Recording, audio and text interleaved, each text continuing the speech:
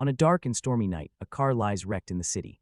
Above the chaos, a question hangs in the air, contemplating a life-or-death decision about a female boss. Lu Yaowei finds his boss, Miss Lin, unconscious and bleeding after the accident. He hesitates, admitting to himself that he really doesn't want to get involved in this messy situation. Despite his reluctance, Lu Yaowei begins performing chest compressions. He bitterly thinks about how this is the same boss who overworked him, wondering if her accident is some form of karma. As he continues to administer first aid under the pouring rain, Lu Yaowei questions his own actions, caught in a moment of internal conflict. He reasons that he must be helping her out of simple compassion, trying to justify his efforts to save the very person who made his life difficult. Deciding to perform mouth-to-mouth resuscitation, he wonders if this selfless act might earn him some good karma after all. Suddenly, a brilliant beam of light descends from the heavens, cutting through the dark, rainy sky. The mysterious light envelops both Lu Yaowei and Miss Lin, bathing the grim accident scene in a heavenly glow. However, Lu Yaowei's true, less than heroic motivation is revealed. He's terrified that if his boss dies, no one will be able to approve his 2,000 yuan expense reimbursement. His thoughts then take a comical turn as he daydreams about how surprisingly soft and sweet his boss's lips were.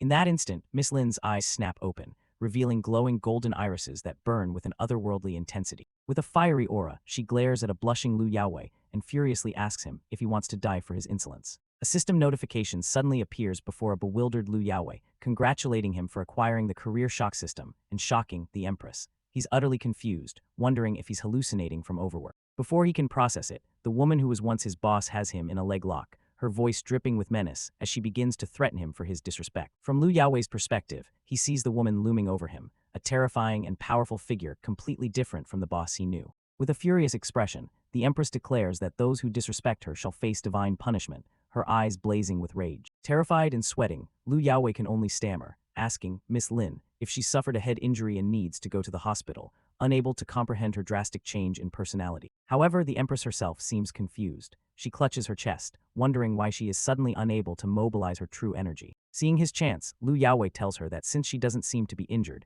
she can go to the hospital on her own when the ambulance arrives. He quickly makes his escape, reminding her not to forget his expense reimbursement as he leaves a completely bewildered Empress behind him. Alone on the wet pavement, the Empress looks around in confusion, questioning where she is and why all of her power has vanished. The scene shifts and Lu Yaowei finally arrives home. Exhausted after a long day of work and bizarre events, he yawns, ready to relax. He's greeted by his roommate, Brother Kai, who is surprised to see him, thinking he had fallen asleep at the office from working so late. Brother Kai offers him a drink, sympathetically asking if he's been overworked by his demanding female boss once again.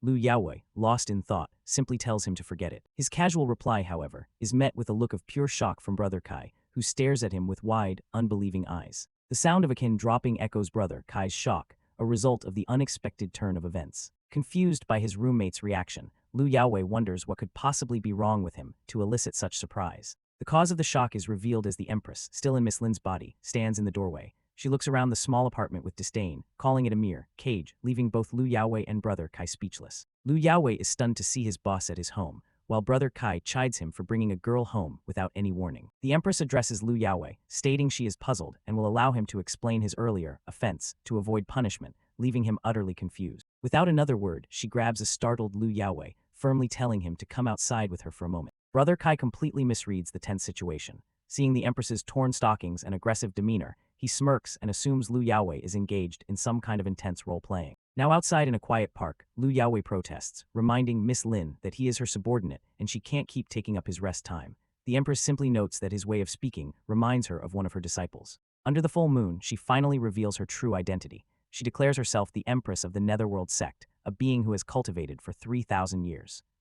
She then demands to know where she is and why her true energy is gone. Lu Yaowei is completely baffled by her grand declaration, wondering to himself if his boss has finally gone mad from reading too many fantasy novels. He tries to make sense of the situation. He's heard rumors of cultivators since the Earth's spiritual energy resurged, but he and Miss Lin have always been nothing more than ordinary people. His thoughts are cut short as the Empress suddenly lunges forward and grabs him fiercely by the throat. As she holds him in her grip, she tells him to talk things through calmly, a stark contradiction to her violent actions. Lu Yaowei frantically tries to de-escalate the situation. She brings her face close to his, studying him intently. She notes that he doesn't have the aura of the Righteous Alliance, her sworn enemies, concluding he wasn't sent to trap her. Completely overwhelmed and unnerved by her bizarre behavior and invasive closeness, Lu Yaowei shoves her away, shouting in confusion. Unseen by them, a group of suspicious men are hiding in the nearby woods. Their leader gives the order to ambush the pair and to make it look like a simple robbery. The Empress's sharp senses immediately pick up on the eavesdroppers. She calls them out, her voice filled with contempt, and threatens them with divine punishment for spying. The attackers emerge from the shadows, surprised at being discovered so easily. One of them, a cultivator, gathers a sinister purple energy in his hand. Lu Yaowei is shocked to see the man wielding supernatural power, realizing he's a genuine cultivator. He's confused as to why they would be targeting him. The lead attacker looks at Lu Yaowei with cold eyes, telling him that his only mistake was seeing things he shouldn't have. With a cruel smile, the cultivator launches a blast of purple energy directly at Lu Yaowei, ordering him to go to hell. Just as the attack is about to hit, a brilliant golden shield erupts around Lu Yaowei, effortlessly deflecting the blast and sending the attackers flying. A system window announces that it has detected danger and automatically activated the golden bell shield. One of the attackers is thrown violently through the air, completely overpowered by the unexpected defensive barrier. The leader of the attackers is left bleeding and in utter disbelief, shocked that his power was so easily nullified. At the same time, a new system prompt appears before Lu Yaowei, announcing that the primary novice mission is complete and he has been rewarded with a 10x cultivation grand gift pack. As the golden shield dissipates into particles of light, Lu Yaowei looks at his own hands in astonishment.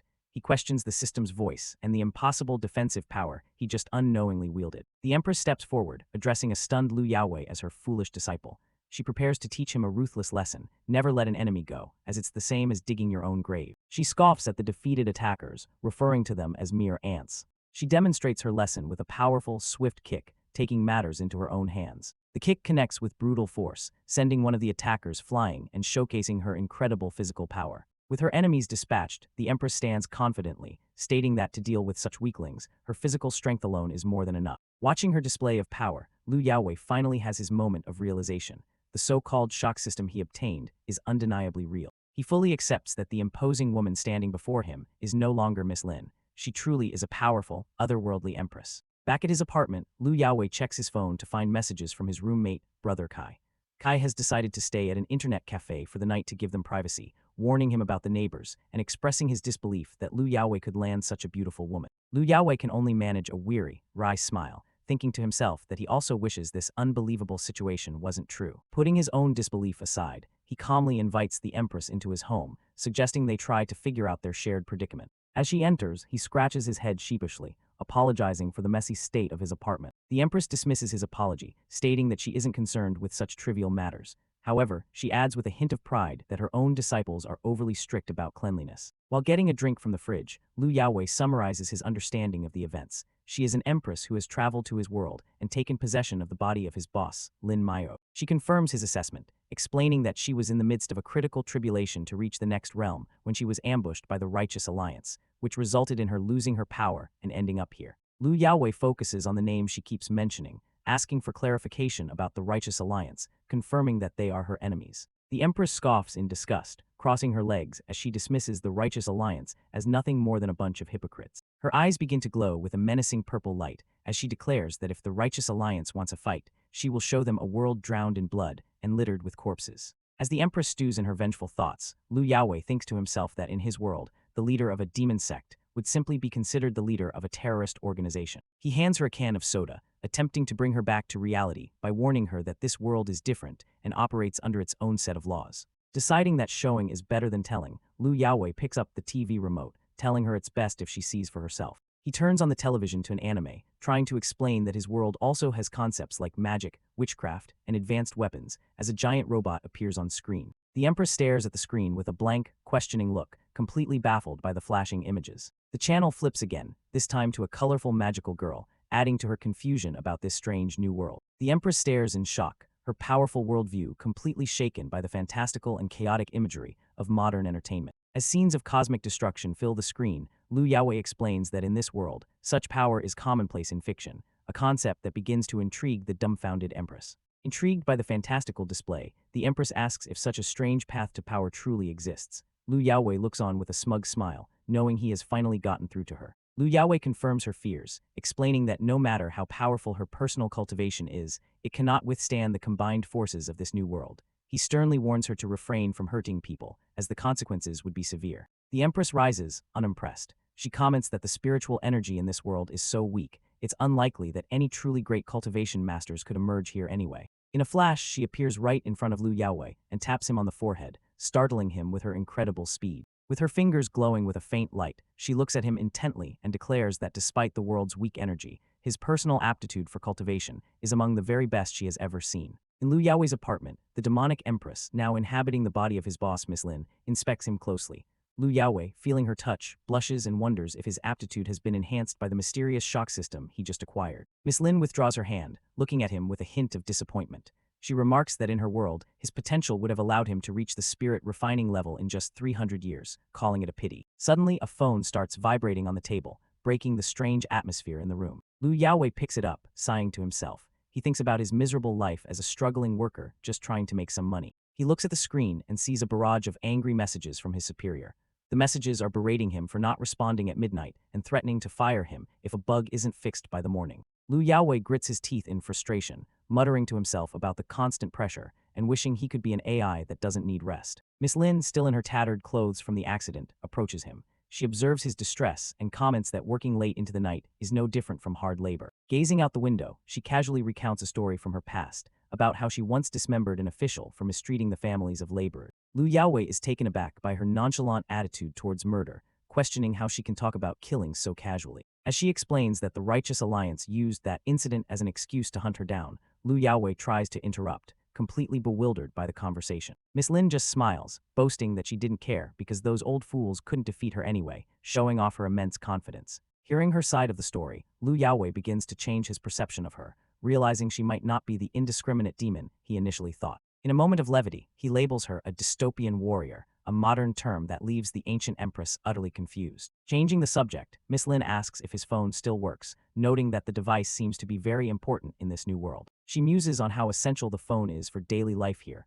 wondering about its magical properties and asking him to let her see it. Lu Yaowei finds the phone and hands it over, but warns her that given the severity of the accident, it's probably broken. To his surprise, the high-end phone is perfectly fine despite the car being wrecked. He unlocks it, revealing the wallpaper to be a picture of Miss Lin herself. Seeing her own face on the screen, Miss Lin is startled. Lu Yaowei, ever the helpful subordinate, offers to teach her how to use the modern device. He takes her hand, guiding her finger to the fingerprint scanner on the phone's screen to unlock it. The phone unlocks successfully. Lu Yaowei proudly shows her the result, oblivious to the fact that his boss is becoming increasingly flustered by the physical contact. Blushing and enraged, Miss Lin snaps. She calls him a perverted disciple and threatens him with divine punishment, completely misinterpreting his innocent gesture. Before their argument can escalate, a sudden scream pierces the night from outside the Cardinal building. The interruption turns out to be a food delivery. Lu Yaowei politely takes the bag from the driver at his door. The rich aroma of spices from the delivery immediately captures Miss Lin's attention. Confused by the unfamiliar scent, she asks Lu Yaowei what it is. Unveiling the source of the smell, Lu Yaowei presents a tray of barbecue skewers. He explains that this is the best kind of late-night snack and likens it to the grilled meat from her home world, setting the stage for her first taste of modern cuisine. Lu Yaowei offers the spicy barbecue to Miss Lin, inviting her to eat. She eyes the skewer with a mix of curiosity and hesitation. After a moment, the demonic empress takes her first, tentative bite of the modern world's grilled meat. The intense spiciness hits her instantly. Her eyes widen and she flushes, completely caught off guard by the fiery sensation. Trying to maintain her composure, she admits the taste isn't bad, but comically describes the spiciness as feeling like a dragon's breath in her mouth. She looks at Lu Yaowei in disbelief, asking if people in this world regularly eat such intense food. He casually confirms they do, and asks if chili peppers exist in her world. She concedes that chili peppers do exist in her world, but they are nowhere near as potent as the ones she just tasted. Lu Yaowei smiles, understanding the vast difference between their two civilizations, and explaining that people here are accustomed to spicy food. He then offers her a red can, telling her to try it for relief from the chili. He playfully teases that while it might look like poison, it tastes quite good. In a cute chibai form, Lu Yaowei takes a swig from his own can, explaining that the drink, Coke, is even better chilled and is the perfect companion for barbecue. Intrigued, Miss Lin brings the can to her lips, her eyes wide as she prepares to taste the strange, poisonous beverage. The carbonation surprises her, and in a chibai doodle, she sticks her tongue out at the unfamiliar fizz, wondering what this strange drink could be. Leaning back on the couch, she describes the tingling sensation on her tongue and the fizz in her stomach. Lu Yaowei explains that it's a popular carbonated water called Coke, but advises her not to drink it too fast. A moment later, a small burp escapes her. Lu Yaowei cheekily points out that the drink's carbonation makes you burp easily. She finds the flavor pleasant, a mix of sour and sweet. However, she still eyes the red can suspiciously, remarking that it truly looks like a container for poison. Her mind wanders, and she imagines her former disciples from the Netherworld sect watching in horror, crying out that their master is poisoning herself. In her daydream, the chibai version of her empress self silences her panicking followers. She declares she's merely using this poison to temper her body, a feat they shouldn't dare imitate. Her imaginary disciples immediately switch to adoration, praising her as truly impressive and amazing, restoring her pride. Snapping out of her daydream, she lets out a little laugh. Lu Yaowei, watching her, asks if the drink is really that enjoyable. Flustered, she quickly covers up her moment of enjoyment, claiming she was just reminiscing about old sect stories. Seeing her struggle, Lu Yaowei offers to order something less spicy for her. Just as he's about to take the tray of barbecue away, Miss Lin suddenly grabs his wrist, stopping him in his tracks. Lu Yaowei looks at her, confused by the sudden action. Her pride on the line, she glares and declares that she can handle it, insisting she just wasn't used to the flavor at first. A smirk plays on Lu Yaowei's face as he teases her, asking if she's really sure and reminding her that chili can be extremely spicy. With a burst of defiance, she stands up, holding a skewer aloft like a sword. With dramatic flames flaring behind her, she proclaims, "I'm the Empress, why should I fear mere chili peppers?" With newfound determination burning in her eyes, the mighty Empress prepares to take another bite of the spicy barbecue skewer, refusing to be defeated by a simple earth food. Despite her bravado, she immediately struggles with the intense heat, her cheeks puffed out. Lu Yaowei watches with amusement and kindly offers to make her noodles instead, but she stubbornly insists through a mouthful that it's not too spicy for her. After finally conquering the spiciness with the help of the fizzy drink, Miss Lin leans back in satisfaction. She holds the can of Coke close and declares that from now on, it is her new favorite. Lu Yaowei stands over her with a wry smile, watching as she relaxes on the sofa. He scolds her for being so stubborn, just as his phone beeps with another notification. He checks his phone and sees yet another demanding message from his workplace. The message is an aggressive rant from a colleague, threatening to report him to the bitch, Miss Lin, if he doesn't finish his work. The chibi drawing highlights Lu Yaowei's overwhelming stress. Lu Yaowei smirks, finding the situation ironic. His colleague is still trying to suck up to Boss Lin, completely unaware that her original soul is long gone. An idea begins to form in his mind. He looks over at the demonic Empress, who has fallen fast asleep on his couch, exhausted from the day's events. He gets a brilliant, mischievous idea. A smug, chibi version of Lu Yaowei appears, giving a thumbs up. He realizes that the original soul doesn't matter. As long as the person, his boss, is physically here, he can use this situation to his advantage. The scene transitions to the next morning, showing a bright and sunny city skyline, hinting at the start of a new, chaotic day for Lu Yaowei and his new roommate. Inside an elevator, the demonic Empress, now inhabiting the body of Lin Keek, tells Lu Yaowei that this ladder for elevating people is different from what she's used to, but its function is similar. Lu Yaowei looks at her with a gentle, adoring smile. Lu Yaowei is completely smitten, thinking to himself that she is truly worthy of being the Empress. He muses that she'll soon be their boss, and fondly remembers that people used to call her Boss Lin. With an air of complete confidence, Lin Keek closes her eyes and states, "Of course I remember," fully embracing her new role and identity. Suddenly a blonde man in a flashy pink suit, Gu Sheonan, appears with a dramatic, tearful expression. He reaches out, crying, "Zyok, you're so bad." He complains that someone was worried sick about her after her accident, yet she stayed silent all night. Gu Sheonan leans in, his demeanor shifting to that of a charming suitor. He tells Lin Keek he's glad she's okay, and invites her to enjoy the breakfast he prepared, perfectly aged Parma ham with melon. As Lu Yaowei wonders who this newcomer is, Lin Keek nonchalantly explains that it's Gu Sheonan, her previous suitor, whom she dismissively refers to as the local landlord's foolish son. Gu Sheonan's demeanor turns hostile as he confronts Lu Yaowei. He points a finger at him, warning him not to share an elevator with Lin Keek in the future, trying to assert his dominance. With a look of utter disgust, Gu Sheonan waves his hand as if to clear the air, complaining about the stench of poverty that he claims he can't stand, clearly directing the insult at Lu Yaowei. Choosing to ignore the provocation, Lu Yaowei calmly turns to Boss Lin and suggests they proceed to her office to check on a document, leaving a furious Gu Sheonan fuming in the background. Just as they are about to leave, a chubby employee comes rushing out of an office, desperately calling out, Boss Lin, you finally arrived." The chubby employee points an accusing finger at Lu Yaowei, demanding that Boss Lin fire him immediately. He claims Lu Yaowei is incompetent, failed to finish a project, and even slandered her. In a moment of confusion, represented in a cute chibai style, Lu Yaowei whispers to Lin Keek, questioning if this accuser is the same person who called her in the middle of the night. A dark, menacing aura envelops Lin Keek. With a cold, knowing smirk, she thinks to herself, "Really, but according to what I know, it should be you who's slandering me." The chubby employee immediately puts on a sycophantic and fearful act. He clasps his hands and claims he's a mere dog who would never dare slander the mighty Boss Lin, insisting that Lu Yaowei is the one twisting the truth. Lin Keek's expression turns sharp and serious. She crosses her arms and confronts the liar directly, stating, "We were together the whole night last night. Do you still have the nerve to lie?" Her shocking declaration hangs in the air, stunning everyone present. The chubby employee and Gu Sheonan stare in disbelief, their mouths agape at the implication of her words. In a chibai-style panel that captures his inner panic, Lu Yaowei grabs his head in despair, realizing that her attempt to defend him has only fueled the fire by creating a massive misunderstanding. Lu Yaowei clutches his head in shock as a system notification appears before him. He has triggered the shock system at an intermediate level and, as a reward, has acquired a set of ancient martial arts techniques. The scene transitions, showing the door to the president's office room, indicating a change of location for the next part of the story. Inside the office, Liu Yaowei sits confidently in front of a computer, clenching his fist with determination. He thinks to himself that a simple login password won't be a problem for him. With a determined glint in his eye, Liu Yaowei schemes to access the employee information documents stored on the computer.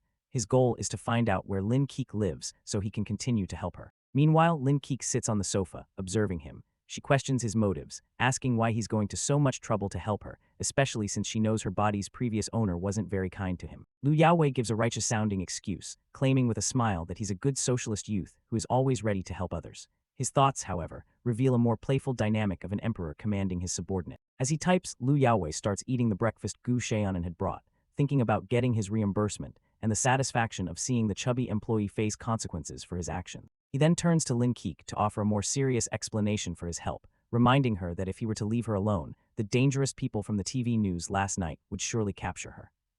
He states plainly that abandoning her now would be no different from leaving her to die. Lin Keek is taken aback by his words, the phrase abandoning someone to die echoing in her mind.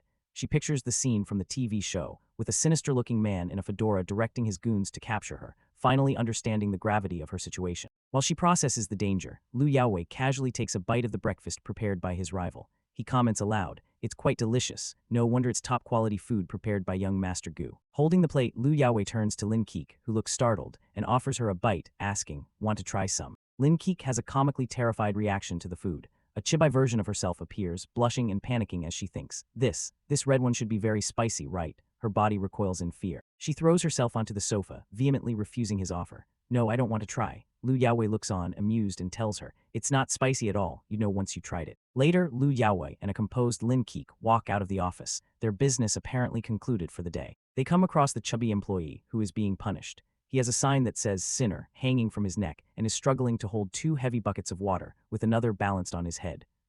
He tearfully begs Boss Lin, pleading that he's old and his back can't handle the strain. Lin Keek shows no mercy. She declares that it is already merciful not to punish him with divine punishment. Annoyed by his complaints, she extends his punishment by another 10 hours, causing him to cry out in despair. As they walk away, the enraged Gu Xiaonan catches up to them, questioning why this guy, Liu Yaowei, must be involved in what he considers critical work for Keek. Gu Xiaonan tries to badmouth Liu Yaowei to Lin Keek, calling him clumsy and poor, and advising her not to let his attitude affect her. Lin Keek turns around, her eyes flashing with a cold, intense glare that seems to pierce right through Gu Xiaonan. Gu Xiaonan is visibly shaken by her intimidating look. He thinks in a panic, "Keek, did you ever have that look before? It's like she's a completely different person." Ignoring Gu Xiaonan's shock, Liu Yaowei deliberately turns and thanks him for the ham, saying it tastes great. This act of eating the breakfast made for Keek infuriates Gu Xiaonan even more. As they walk away, Liu Yaowei coolly informs the sputtering Gu Xiaonan that he and Lin Keek have private matters to handle and that he should move aside.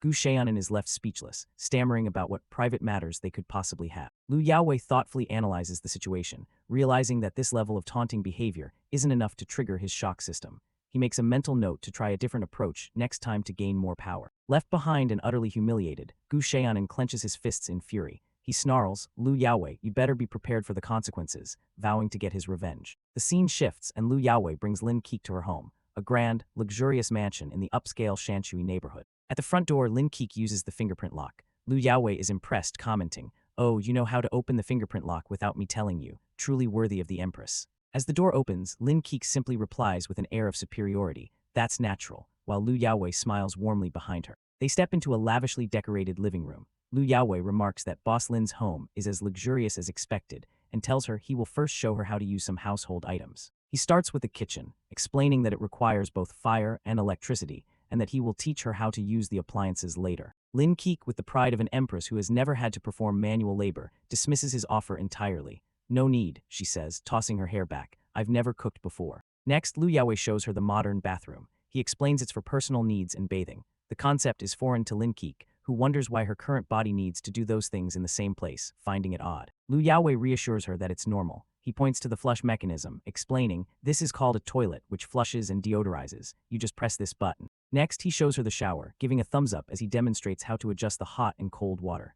Now understanding the essentials of modern bathing, Lin Keek decisively agrees. "Great, I'll take a shower," preparing for the next step. As she stands by the shower, Lin Keek commands Lu Yaowei, stating that the owner of this body must have spare clothes and that he should go get them for her. Lu Yaowei heads to her closet to find a change of clothes for her. He opens the closet and is comically shocked to find a fiery red lingerie set hanging inside. He thinks to himself with a surprised grin, I didn't expect Boss Lin to be so fiery in private. He picks out a black lingerie set and a dress, thinking that there are plenty of clothes and he doesn't need to worry about whether they'll fit. From the steamy bathroom, an impatient Lin Keek calls out, is it ready yet? Wrapped in a towel and surrounded by steam, she complains, this body is too weak and I'm about to catch a cold, highlighting her frustration with her new, fragile form. Lu Yaowei stands outside the bathroom, holding the delicate lingerie, and has a moment of panic. He realizes, but how do I teach her to wear these clothes? He awkwardly calls out through the door, telling her to just follow the picture and not wear the clothes the wrong way, hoping she can figure it out on her own. From inside, Lin Keek, now wearing the bra, snaps back impatiently, got it, stop nagging, clearly annoyed with his instructions. She looks down at the lingerie with a flustered expression, thinking to herself, it's just lingerie, how sheltered do you think I am? She seems embarrassed by his assumption that she wouldn't know what it is. However, as she tries to figure out the clasps, she concedes that the design is a bit troublesome, struggling with the unfamiliar mechanism. Having finally put it on, she holds up the thong with 2 fingers, looking at it with disdain. She questions, and can a few strings really be called clothes? Later, Lu Yaowei is relaxing on the couch, watching TV in the luxurious living room. As Lin Keek enters the room, now fully dressed, Lu Yaowei calls out to her, perfect, come take a look at this. He gestures to the TV, where he's put on a world history documentary. Lin Keek questions him, history. He explains that the documentary talks about how life in this world has evolved, covering major industries and energy development, hoping to educate her. She joins him on the couch with a smile, agreeing, oh, well, I'd like to see. Lu Yaowei crosses his arms, pleased that his plan is working. Not even a minute later, Lin Keek is fast asleep, snoring loudly on the couch, her feigned interest gone completely. Lu Yaowei stands over her with a blanket, sighing in exasperation. You said you were interested, but you didn't even last 15 minutes, he mutters, preparing to cover her. As he gently tries to cover her, his hand lightly brushes against her cheek. Instinctively, even in her sleep, her arm shoots up and delivers a powerful slap, sending Lu Yaowei stumbling backwards in shock. Stunned, Lu Yaowei holds the blanket and looks at the sleeping Lin Keek, who simply sighs peacefully. He exclaims, I was just trying to help you cover up with this. He stares at her in disbelief, sweating and realizing she's still completely asleep despite her violent reaction. The panel shows a flashback of him trying to put a note on her while she slept, only for her to instinctively slap it away, reinforcing her constant state of alert. Lu Yaowei is terrified, his mind reeling as he wonders, is she always so alert to her surroundings while sleeping? He scratches his head in resignation, watching the still sleeping Empress. Forget it, he decides, it's better to stay away from her. Deciding to make use of his time, Lu Yaowei sits cross-legged on the floor and pulls up his system interface. He looks at the scroll icon for the martial arts he just received and wonders aloud, should I practice the ancient martial arts I've just acquired? He enters a meditative state, surrounded by a swirling blue aura. The system describes the technique, Heavenly Tao Fist, a profound art for those who can achieve a state of ultimate emptiness and serenity to enter the Tao. Lu Yaowei gets into a fighting stance, remarking with a smirk, Heavenly Tao Fist, the name sounds quite pretentious. He prepares to test out the move. He focuses his energy, channeling a blue aura into his fist and open palm as he prepares to execute the technique. However, as soon as he begins practicing, his body is racked with pain. Strange, practicing this makes my whole body ache, he thinks, realizing that his current physical form is too weak to handle the powerful art. Following the system's reward, Lu Yaowei attempts to practice the ancient martial arts technique he received. However, his body is too weak to handle the power, and he immediately feels a sharp pain in his chest, as if his heart is about to explode. Just as he collapses in pain, Boss Lin appears before him. Having observed his reckless attempt, she warns him that if he continues practicing this way, the technique could kill him. Lu Yaowei is startled by her sudden appearance. She explains that while she doesn't know what he's practicing, it's a common rule that the more powerful a technique is, the greater the risk involved. She looks at him with the discerning eye of a master and points out his critical flaw. She tells him that while he might possess talent, his physical foundation is far too weak to withstand the strain of such a powerful art. Her blunt assessment. Recalling how she had fallen asleep earlier while he was trying to show her a historical documentary, Lu Yaowei asks if she really managed to get some rest.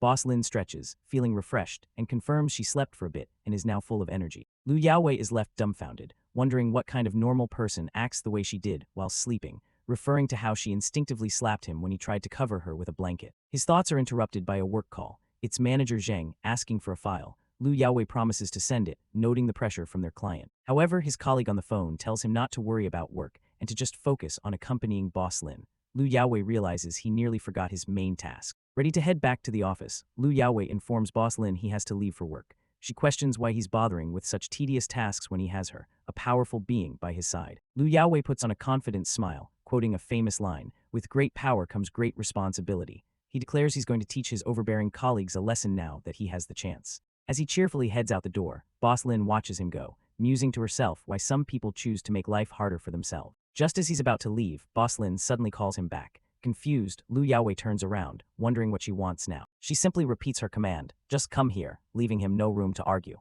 Without another word, she swiftly moves and pins a startled Lu Yaowei against the wall, her face just inches from his. Flustered and blushing, Lu Yaowei stammers, finding the situation completely inappropriate for a boss and her employee. But instead of anything he might have expected, she simply flicks him on the forehead with her finger. Lu Yaowei reels back, clutching his head in pain and confusion, asking if he did something to offend her. With a cold expression, Boss Lin dismisses him, telling him to leave. This hot-and-cold treatment leaves Lu Yaowei utterly baffled. Getting sent away again, seeing his confusion, she impatiently tells him that if he doesn't want to leave, then he can just stay. Taking her words as permission to stay, Lu Yaowei decides to handle her immediate needs. He tells her he'll order some takeout, but warns her not to scare anyone else while he's gone. After he leaves, Boss Lin has a moment of realization. She had intended to use her powers, but remembers that in this world, she has no true energy and can't transmit her consciousness remotely. Meanwhile, back at the office, Lu Yaowei finishes his tasks with a satisfied stretch, happy to be done for the day. Just as he's relaxing, his bald, glasses-wearing colleague sneaks up behind him. He playfully suggests that since Lu Yaowei is now President Lu, he should treat them all to a late-night snack. Lu Yaowei plays dumb and asks why, but his colleague simply grins slyly, leaning in closer and telling him to stop pretending with his brothers. The colleague then voices the gossip on everyone's mind, asking if Lu Yaowei has been with President Lin. Annoyed by the assumption, Lu Yaowei pushes him away, insisting that they're really overthinking things. To quell the gossip, Lu Yaowei quickly comes up with a plausible story. He explains that President Lin had a minor car accident, and since he was nearby, he helped her handle the situation. His colleagues seem to buy it, but Lu Yaowei adds that he's still here working overtime, implying it wasn't a lucky break. His colleague jokes that he should use this opportunity to get close to the rich and beautiful Boss Lin to rescue them from their mundane office life. From the shadows, Gu Xiaonan, who has been eavesdropping, scoffs at the idea, telling Lu Yaowei to dream on. Gu Xiaonan convinces himself it was just a coincidence, unable to believe that Boss Lin would ever like a loser like Lu Yaowei. Fueled by jealousy, he privately vows that Lu Yaowei will pay for daring to show off in front of his woman. The scene shifts to later that night, showing the exterior of Boss Lin's luxurious villa under the moonlight. Inside, the villa is completely dark. Boss Lin sits at the table, her eyes glowing with a faint, eerie green light as she seethes with anger. A close-up shows her furious expression, her glowing eyes burning in the darkness. The demonic empress is not pleased. Just then, Lu Yaowei returns with the takeout food. He flips a switch but finds the lights are off, wondering what's going on. He hears a low growling sound from the dining room, joking to himself that it sounds like a werewolf is about to appear. The werewolf is, in fact, the very angry Boss Lin. She declares that she is furious and the consequences will be severe. Her anger stems from the power being out and being unable to figure out how to get food in this strange new world. Lu Yaowei, unfazed by her threat, simply presents the bag of food.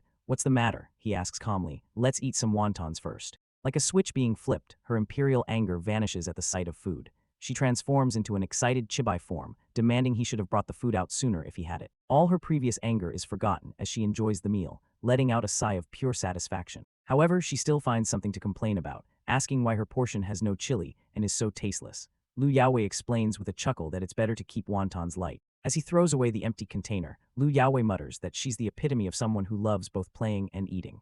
Boss Lin, not understanding the modern phrase, simply asks, "What?" Her good mood from the food quickly sours. Holding up her smartphone, she asks Lu Yaowei if he thinks the frustrating device has something against her. She complains angrily, questioning why the phone, which is supposed to order food with just a couple of taps, isn't working for her. Lu Yaowei finally understands the real reason for her earlier rage. Lu Yaowei takes the phone to see what the problem is, with Boss Lin looking over his shoulder, still annoyed. He quickly identifies the issue. "Ah, here," he says, showing her the screen. "You need to scan your face to pay." The concept is entirely foreign to the demonic empress. Confused, she holds the phone up awkwardly. Lu Yaowei patiently instructs her to point the camera thing at her face. He explains that this is the only way to transfer the money stored in the phone to the shop. As she examines the screen, she wonders about the tiny characters written on it, still baffled by the technology. While cleaning the table, Lu Yaowei notices a stack of papers with handwritten notes. He asks what all the tiny characters are. He picks them up and is shocked to see it's a meditation technique. He wonders aloud how the original, seemingly ordinary Lin Mayo could read, let alone write, something so complex. Boss Lin looks down, a hint of pride in her expression, and calmly states, "I wrote that." Lu Yaowei is stunned. "You wrote it?" he asks, bewildered. she questions what's so strange about it, remarking that even in this era, she can still use a pen and paper. Seeing his earlier failure, she presents him with the papers she wrote.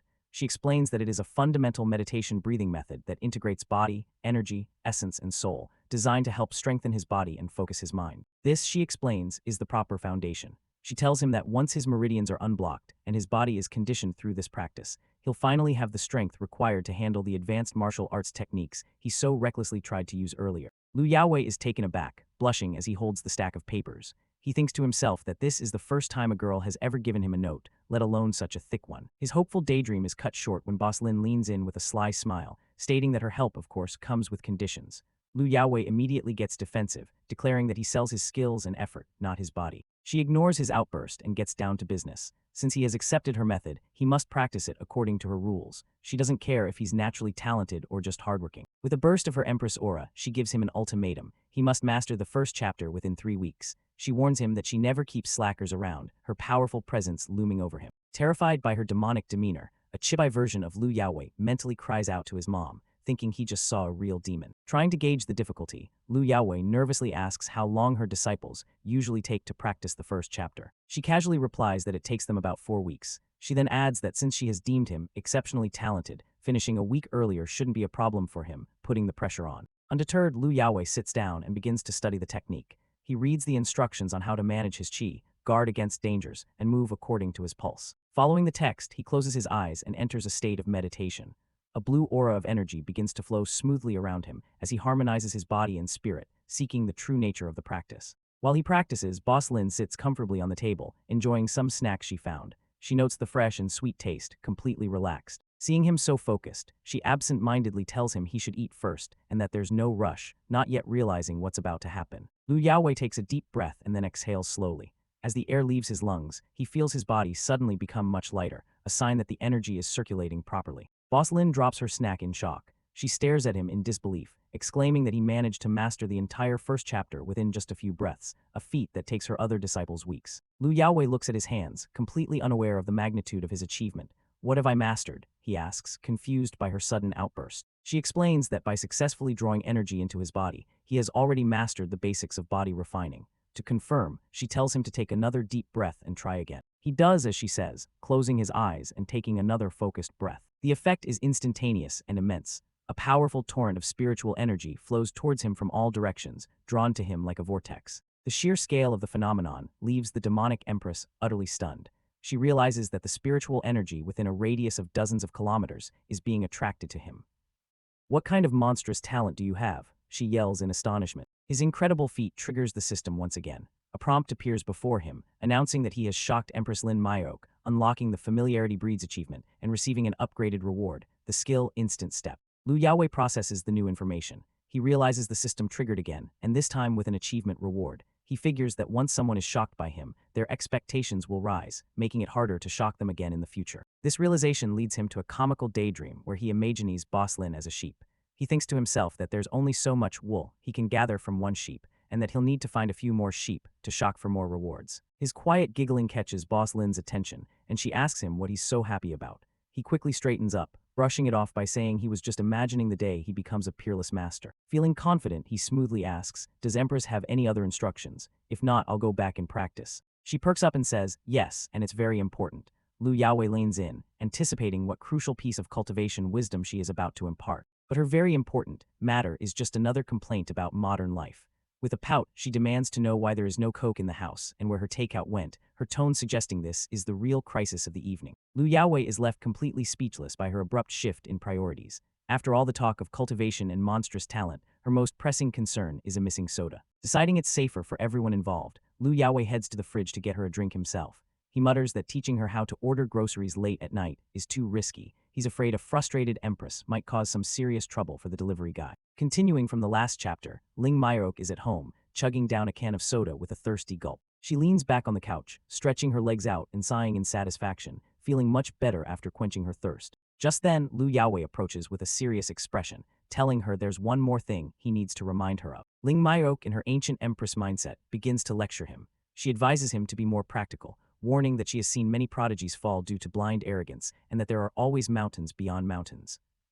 In a small chibi thought bubble, Lu Yaowei meekly agrees to follow her teachings. Suddenly, her lecture is cut short as a hiccup takes her by surprise. A series of uncontrollable hiccups begins, throwing her into a comical, chibi-style panic. She clutches her mouth, frustrated by the relentless hiccups. She laments that her new, modern body is far too fragile compared to her original one. Lu Yaowei starts to nag her like a concerned guardian. He scolds her for drinking too fast and too much, restricting her to only 2 bottles a day and reminding her to brush her teeth before bed, adding that he'll be checking. Ling Myok, unaccustomed to being told what to do, grows annoyed. Between hiccups, she shoos him away, telling him to hurry up and leave. But Lu Yaowei is persistent, his shadow looming ominously behind him. He declares that he must say this even if it gets him killed, warning her about the risks of diabetes and cavities if she continues her sugary drink habit. The threat of not being able to drink her beloved sodas anymore strikes a nerve. Ling Myok looks up in genuine horror at the possibility. Seeing his words have had an effect, Lu Yaowei makes a quick exit, assuring her he's not kidding before slamming the door shut. Left alone, Ling Myok leans back on the sofa, sighing in relief. She can finally have some peace and quiet. Her peace is short-lived as Lu Yaowei yells from outside the door that he saved his number on the first page of her phone for easy contact. She jumps, startled again, and mutters about what a nag he is. As she sits in the quiet room, a moment of vulnerability washes over her. She reflects that in her past life, people used to fear her rage and only said what she wanted to hear. It's been a long time since someone has genuinely cared about her well-being. The scene shifts to Lu Yaowei's house. He arrives and looks around, wondering where his roommate, Brother Kai, has gone. Shrugging it off, he happily flops onto the sofa, deciding to relax after a long and eventful day dealing with his new, eccentric boss. He picks up his tablet and starts up his favorite game, King God. He gets comfortable, ready for a gaming session, and decides to check if his friends are online to play with him. He opens his Brotherhood for a lifetime group chat. Seeing his friends discussing a recent match, he enthusiastically types out a message asking them to add him to their game. The panel displays the group chat again, showing the original Chinese text of the conversation. However, as soon as he asks to join, his friends start making flimsy excuses to log off. One claims to have a stomach issue, another suddenly remembers tasks to do, and a third complains about losing points last time they played together. Lu Yaowei is infuriated by their blatant excuses. He yells at his phone, calling them out for pretending and questioning their brotherhood over a few lost points in a game. Just as he's fuming about being abandoned by his friends, a new message from Old Maniac pops up, asking if Brother Lu is in Zhejiang. His mood instantly lifts at the prospect of meeting his old gaming buddy. He happily texts back, confirming he's in Zhejiang and making plans to grab a meal together tomorrow, promising to treat him to the best restaurant. After ending the chat, Lu Yaowei leans back on his couch, musing to himself. He realizes that even though he's been playing games with Old Maniac for 3 or 4 years, they've never actually met in person. He jokes that given his friend's tough guy avatar, he might even be a gang leader in real life. Meanwhile, the scene shifts to a dark, high-tech surveillance room. 3 men in suits are gathered around a bank of monitors. One of them reports that their target entered an old neighborhood and they lost surveillance. One of the men reports to his superior, confirming that their brother is gone, and what's more, there's no trace of his body to be found. A man with a sinister grin holds up a photograph of Lu Yaowei. He reassures his subordinate not to worry, as he has already arranged for someone to deal with this kid. The scene changes again, showing a quiet street view with a bubble tea shop, setting the stage for Lu Yaowei's meeting with his online friend. Lu Yaowei is sitting at an outdoor table, sipping a drink while texting. He lets Old Maniac know that he has arrived and to come over when he gets there. In a cute chibi-style thought bubble, Lu Yaowei wonders if the skewers and tiger bone wine he ordered are ready. He recalls that Old Maniac sounded a bit weak in the voice chat, so he figured his friend needed a hearty meal to regain his strength. As he waits, a figure in a pink skirt approaches from behind. Lu Yaowei thinks to himself that his friend will definitely like this welcome gift of food he's prepared. A beautiful and well-endowed young woman with pink hair tied in pigtails arrives at his table. Lu Yaowei, taken aback, immediately tells her that the seat is already booked, assuming she is a stranger. The girl leans forward, and Lu Yaowei becomes flustered, wondering what's going on. He comically thinks that he's heard of bartenders trying to push drinks, but now even bubble tea shops are using such aggressive tactics. The pink-haired girl sits down confidently and makes a strange comment about the high pressure to operate them, seemingly referring to her own large chest. With a bright, cheerful smile, she drops a bombshell on the confused Lu Yaowei. "Brother Lu, it's me, Old Maniac." Lu Yaowei is utterly speechless, his drink nearly falling from his hand as he sputters in disbelief. The girl holds up her phone, presumably showing him their chat history as proof that she is indeed Old Maniac. Still processing the shock, Lu Yaowei questions her. "Are you really Old Maniac? But your voice in the game doesn't sound like this at all." The girl begins to explain. She says that Ling Jai, Sister Ling, referring to Ling Myok, told her to do this, advising her to pretend to be a man for safety's sake because she is too easily deceived when she is out alone. She clarifies that Ling Jai is just a sister of hers and that she always uses a voice changer in the game's voice chat. She mentions she forgot to turn it on once, but none of the guys seem to notice. This makes Lu Yaowei realize that's why everyone thought he had brought a girl home that one time. She pouts, expressing her dislike for the online ID old maniac, which Ling Jai had given her. She then properly introduces herself, asking him to just call her Xiao Tu and mentioning that she'll be living in Zhejiang for a while. Later, the two are seen walking along a scenic river boardwalk. Lu Yaowei curiously asks her if she isn't afraid of meeting him, a stranger, all by herself. Xiao Tu scoffs confidently, saying that Ling Jai is just overthinking things. She boasts that she has been training in martial arts since she was a child. She proudly claims that with someone of Lu Yaowei's level, even 3 or 5 of him couldn't get close to her. Meanwhile, Lu Yaowei internally admits that it feels a bit awkward now that his good online brother has suddenly turned into a cute girl. Xiao Tu immediately picks up on his phrasing, a blush rising to her cheeks as she asks, "Are you saying I'm cute?" Lu Yaowei gets flustered, trying to backtrack by saying they're all friends and he just felt a bit embarrassed. Xiao Tu also gets shy, covering her face with her hand. As they're leaning against the boardwalk railing, a distinct cracking sound is heard. Lu Yaowei asks Xiao Tu if she heard it, but she replies that she didn't. In the next instant, the railing gives way completely, and both Lu Yaowei and Xiao Tu are sent tumbling over the edge in shock. As they tumble over the railing, Xiao Tu panics and yells out, "Brother Lu, be careful." In the split second of the fall, Lu Yaowei thinks to himself that landing with her as a cushion isn't too bad of a deal. However, his hope is shattered as they land with a loud thud, with Xiao Tu's surprisingly dense body crashing down on top of him. The impact is incredibly forceful, with visual effects showing his body being crushed by the sheer weight of her landing. A comedic effect shows Lu Yaowei's soul literally being knocked out of his body from the bone-jarring impact. Now sitting in a wooded area beneath the boardwalk, a concerned Xiao Tu apologizes. She explains that she has a special physique with unusual strength and dense bones, which caused her to often break things when she was young. Lu Yaowei, putting on a brave face, assures her that he's fine and can handle it, telling her not to worry as he composes himself. He thinks to himself that it was a good thing he practiced a meditation technique. Otherwise, he might not have had 2 intact bones left after that crushing landing. Suddenly, a beep-beep sound alert emanates from Xiao Tu's chest, accompanied by a green glow. It's a notification from her phone, signaling a new order from her hero system. Her eyes light up with excitement as she pulls out her phone. "My first order is finally here," she exclaims, while a confused Lu Yaowei asks, "Order?" She proudly shows him her phone screen, which displays the Zia Sheng app. "Yeah, it's from the Zia Sheng app. Do you know about it, Brother Lu?" Lu Yaowei recognizes the name, remarking that the app has become quite popular recently. He explains that as long as the reason is valid, anyone can post tasks for cultivators and warriors to complete. A quick cutaway shows the barbecue stall owner Lu Yaowei had planned to buy from.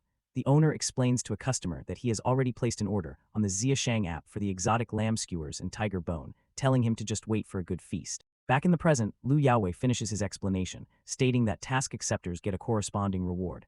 Xiao Tu excitedly adds that they can also accumulate hero points. With stars in her eyes and a determined pose, Xiao Tu declares, "That's right, becoming the greatest hero in the world is my wish." She looks at her phone to read the mission details. She explains to a listening Lu Yaowei that the employer says someone stole his longtime lover and wants her to teach that guy a lesson. Lu Yaowei becomes instantly enraged, passionately declaring that bastards like that deserve to die and that we pure lovers despise those people the most. Xiao Tu then hesitantly points out, "But Brother Lu, the photo of this person.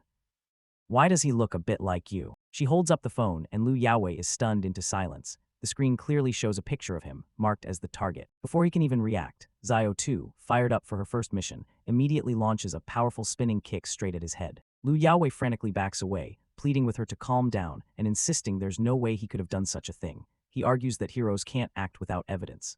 But Xiao Tu is determined. "Give up resisting, Brother Lu. This is my first mission towards becoming a top hero." She then makes a wild proposition. "If you're my friend, let me slash you. I'll try not to kill you." She leaps through the air to attack again, while Lu Yaowei dodges, exasperated. He complains that while others risk their lives for friends, she's staging a mission on a friend. Landing gracefully, Xiao Tu is annoyed. "You're still dodging. Why not just become my hero points?" she yells, promising to take responsibility for him afterward. She throws a swift punch, but Lu Yaowei dodges it cleanly. Xiao Tu is shocked by his agility, trying to convince herself it must have been a coincidence. As Xiao Tu prepares for another assault, Lu Yaowei's patience wears thin. Damn, women are hard to deal with, he thinks, deciding he has had enough of this misunderstanding. Done with being on the defensive, Lu Yaowei's expression hardens. A red aura flares around him as he declares, "In that case, I won't hold back." He activates a new skill, Instant Step, vanishing in a blur of motion. Xiao Tu is left stunned, staring at the empty space where he just stood, wondering where he went. Reappearing behind her in an instant, Lu Yaowei unleashes a powerful counterattack, shouting the name of his technique, Heavenly Dao Fist First Style. He throws a powerful punch that stops just short of her face, the force of it creating a visible shockwave in the air around them. Xiao Tu is frozen in shock, her eyes wide with disbelief. she thinks to herself, this fist contains at least 30 years of skill. In that moment she realizes the truth. I actually got counterkilled. He was playing dumb. After a brief but intense skirmish, a system prompt appears before Liu Yaowei. He has received an unexpected reward for his efforts, the Soul Shock technique, an ability that can temporarily stun an opponent's spirit. Across from him, Xiao Tu looks down, completely dejected. She laments that her grandfather was right about the hidden masters in China, realizing that no matter how much she practices, she's no match for Liu Yaowei's skill. Liu Yaowei tries to console her, placing a hand on her shoulder. He tells her not to be upset, fabricating a story that he has also been training since childhood and only won through a sudden, lucky attack. Xiao Tu isn't buying it.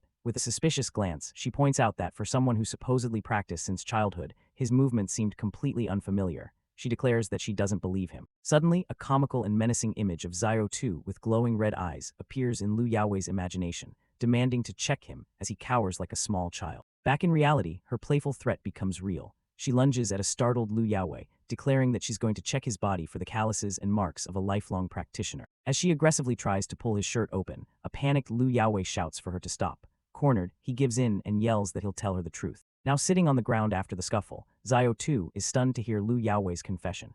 She asks in disbelief if he really managed to become so skilled in just 3 months. Liu Yaowei starts to explain that it was a special case, before whispering that he's actually only been practicing for 3 days. However, Xiao Tu misunderstands, thinking his martial arts are a family secret, and respectfully promises she won't pry any further. Completely impressed by the 3 months time frame, Xiao Tu's demeanor changes entirely. She smiles brightly, saying her grandfather would be amazed by his talent and that she must introduce them someday. Seizing the opportunity to change the subject, Liu Yaowei gets serious and asks Xiao Tu if she can help him find out who ordered her to attack him in the first place. In a cute chibi art style, Liu Yaowei frantically tries to assure Xiao Tu of his good character, swearing that as a pure love fan, he would never do anything disloyal or deserving of an attack. Xiao Tu considers his request. Pulling out her phone, she agrees that while she can't see the person's identity directly, she can try to set up a meeting for him. Just then, their conversation is interrupted by the arrival of a shady-looking van. A group of muscular and flamboyantly dressed people step out, drawing the attention of both Liu Yaowei and Xiao Tu. The leader, a muscular man with purple hair and an open shirt, approaches Xiao Tu. He addresses her as sister and asks if she has successfully completed the mission for him. Xiao Tu presents the captured Liu Yaowei to the man, telling him he can do whatever he wants with him. Liu Yaowei is completely bewildered, stating that he's never seen these people before in his life. The purple-haired man thanks Xiao Tu with a wink, promising to give her a 5-star review for her services. Now tied up, Liu Yaowei pleads his case to the imposing figures, insisting that they don't know each other and that there must be some kind of mistake. The purple-haired man leans in with a sinister smirk, questioning how Liu Yaowei could possibly forget him after using him. His anger suddenly flares as he grabs a smaller, green-haired man, shouting accusations about how Liu Yaowei supposedly took his man and vented his frustrations on him. The bizarre confrontation is interrupted as 2 enormous, muscular women arrive on the scene, much to the surprise of the purple-haired man, who calls out to his sisters. With his crew assembled, the purple-haired man's rage intensifies. His body darkens with anger as he points at Liu Yaowei, vowing that today, they will take back what was stolen. The 2 muscular women close in on the helpless Liu Yaowei. One tells him to bear with the pain, while the other openly admires his handsome face, making their sinister intentions clear. Facing his unusual captors, Liu Yaowei calmly analyzes the situation. He concludes that these people must be targeting him, either as a bizarre prank or because they're being manipulated by an outside force. Instead of feeling fear, a confident smirk spreads across Liu Yaowei's face. He thinks to himself that this is the perfect opportunity to test his new technique. As he resolves to fight back, a powerful purple aura begins to glow around him. Liu Yaowei unleashes his new power, the Soul Shock technique. A wave of purple energy expands from him, striking the muscular thugs who were closing in. The technique works perfectly on the purple-haired leader. Now under Liu Yaowei's control, he stands with a dazed expression as Liu Yaowei commands him, "Go back and do the same thing you did to me to them." Under the influence of the mind control, the muscular thugs obediently pile into their van and drive away. Xiao Tu watches them leave, asking a now-freed Liu Yaowei if he's just going to let them go. He calmly replies, "No rush." The mind-controlled leader stands beside them, holding a whip. Liu Yaowei cryptically adds, "Let them fly for a while," implying he has more in store for the troublesome group. With the strange encounter behind them, Liu Yaowei and Xiao Tu walk along a boardwalk. Xiao Tu sighs, expressing her disappointment that she thought they could have hung out for longer today. Just then her phone rings with a call from Lingjai. Xiao Tu looks worried, telling Liu Yaowei that they're calling her back and that Lingjai might come after her if she doesn't head home soon. Liu Yaowei smiles reassuringly, telling her it's fine. He reminds her that she's staying in Zhejiang for a while, so they can get together with their friend Lao Zhu and the others next time. Xiao Tu brightens up at the suggestion. She gives him a cheerful wave goodbye and turns to leave, promising to see him later. As she walks away, she shouts back over her shoulder to an imaginary Lingjai, telling her there's no need to come get her because she's on her way back. Alone again, Lu Yaowei is lost in thought, still processing the day's events. He chuckles to himself as he imagines what his friend Lao Zhu's reaction will be when he finds out that the old maniac he'd been gaming with is actually a girl. While Lu Yaowei is talking on the phone with Lingjai, he complains about a recent incident, ranting about how she asked if a truck was okay after she was almost hit by it. Her lack of common sense is driving him crazy. His rant is cut short when his own phone starts ringing. He looks at the screen and is shocked to see that it's Lingjai calling him. He mutters in disbelief, "You actually learned to make a phone call." He answers the call, still skeptical. He sarcastically asks if it's really her and tells her to cough twice if she's been kidnapped. On the other end of the line, Ling Myok sits comfortably on a sofa. She scoffs at his disbelief, asking if he really thinks it's that hard for her, a mighty empress, to learn how to use a simple communication artifact. Lu Yaowei quickly backpedals, stammering that of course he didn't. Cutting to the chase, Ling Myok gives him a direct order, accompany her to buy some clothes. Lu Yaowei is left speechless and confused by the sudden demand. Later, Ling Myok waits for him, looking elegant as she leans against a silver car. With the sun setting behind her, she announces that it looks like they're here. Lu Yaowei is seen apologizing to a terrified taxi driver. He hands the man some cash and a pack of cigarettes as compensation, explaining that his boss was a bit shocked, but that they weren't trying to rob him. He then turns to scold the oblivious Ling Myok, telling her that if she doesn't know how to hail a cab properly, she shouldn't go around leaving a giant shoe print on the hood of someone's car. In a chibi-style flashback, Ling Myok deadpans her response. He told her to stop a car, so she did exactly as he asked by literally stopping it with her foot. As they walk towards a store, Lu Yaowei scratches his head in frustration.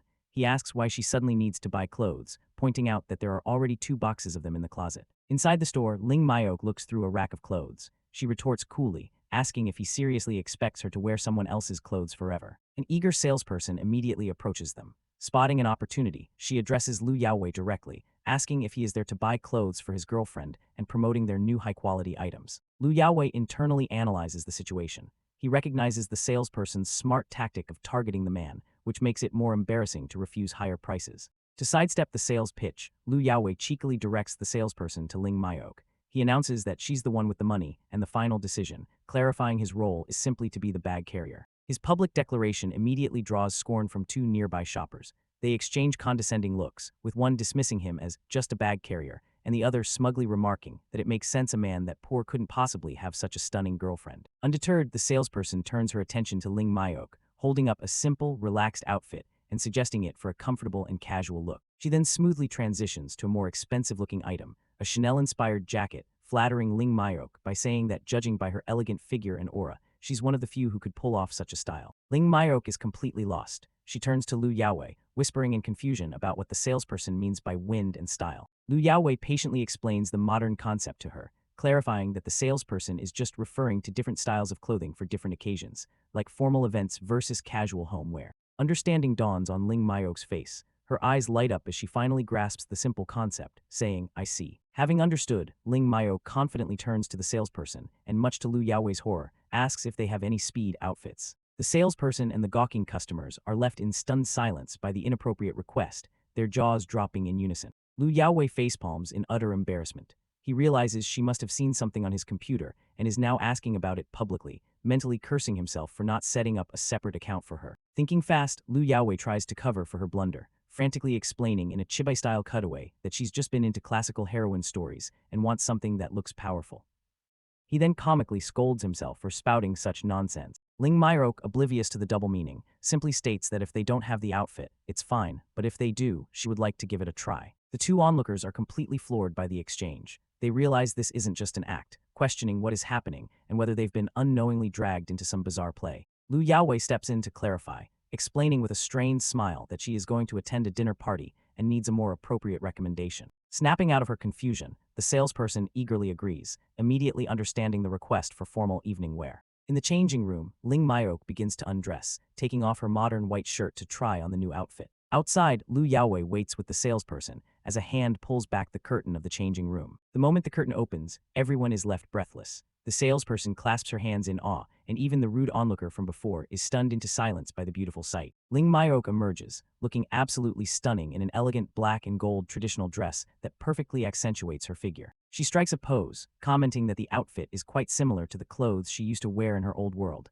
and asks Lu Yaowei for his opinion. The salesperson is overjoyed, telling Ling Myok that it's their latest vintage-style piece.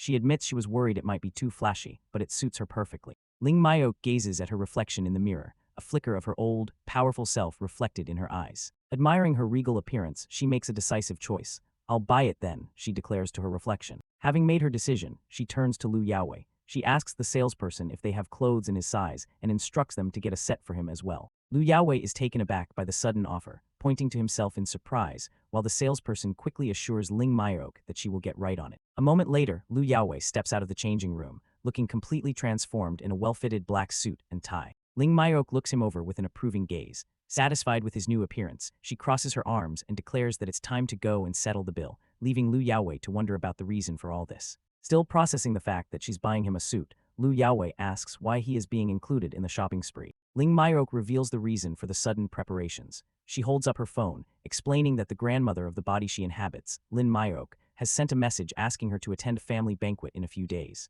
At the checkout counter, Ling Myok confidently holds out her phone to the scanner, attempting to use a mobile payment for the first time. She explains to Lu Yaowei that she saw the banquet as a good opportunity to learn about this new world and decided he should come with her.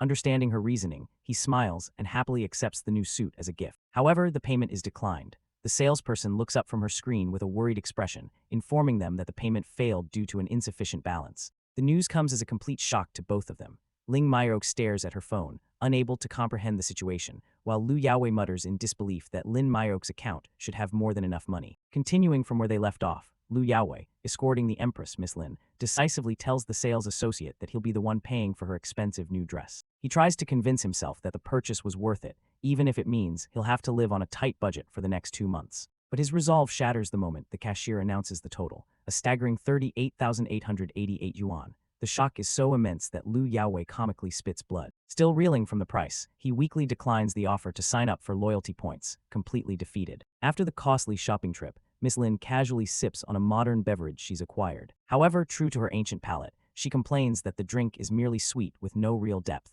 lamenting that it's not as good as Coke. Later at a cafe, Lu Yaowei checks his phone and informs Miss Lin that he's looked into her transaction history, discovering a large transfer to a public account. He suggests they discuss it with a certain manager Zheng later. Miss Lin, unconcerned with worldly finances, dismisses the issue as bothersome. Lu Yaowei, however, is stressed, reminding her that it's a significant amount of real money. In a surprising move, Miss Lin nonchalantly declares that from now on, he will be responsible for handling all her money. Lu Yaowei is taken aback and asks for clarification about the money.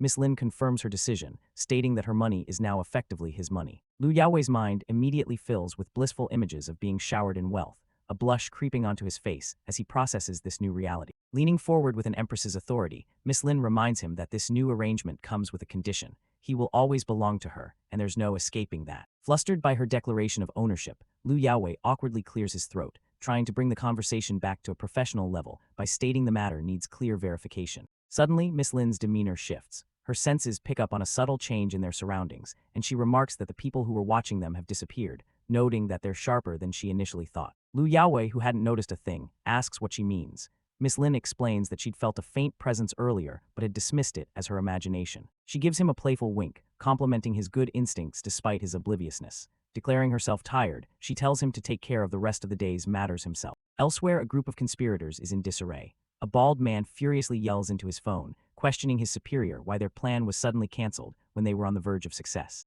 The man on the other end of the line explains the reasoning. Their target, that kid Lu Yaowei, was only supposed to be eliminated because he was a witness to Lin Myok's car accident. He concludes that since their primary target, Lin Myok, survived, there's no longer a need to create unnecessary complications by getting rid of the witness. The bald man is not satisfied, angrily retorting that they've already lost 3 of their brothers in the process. His superior coldly tells him to do as he pleases, but that this matter is now closed. His superior having hung up, the bald man is left fuming.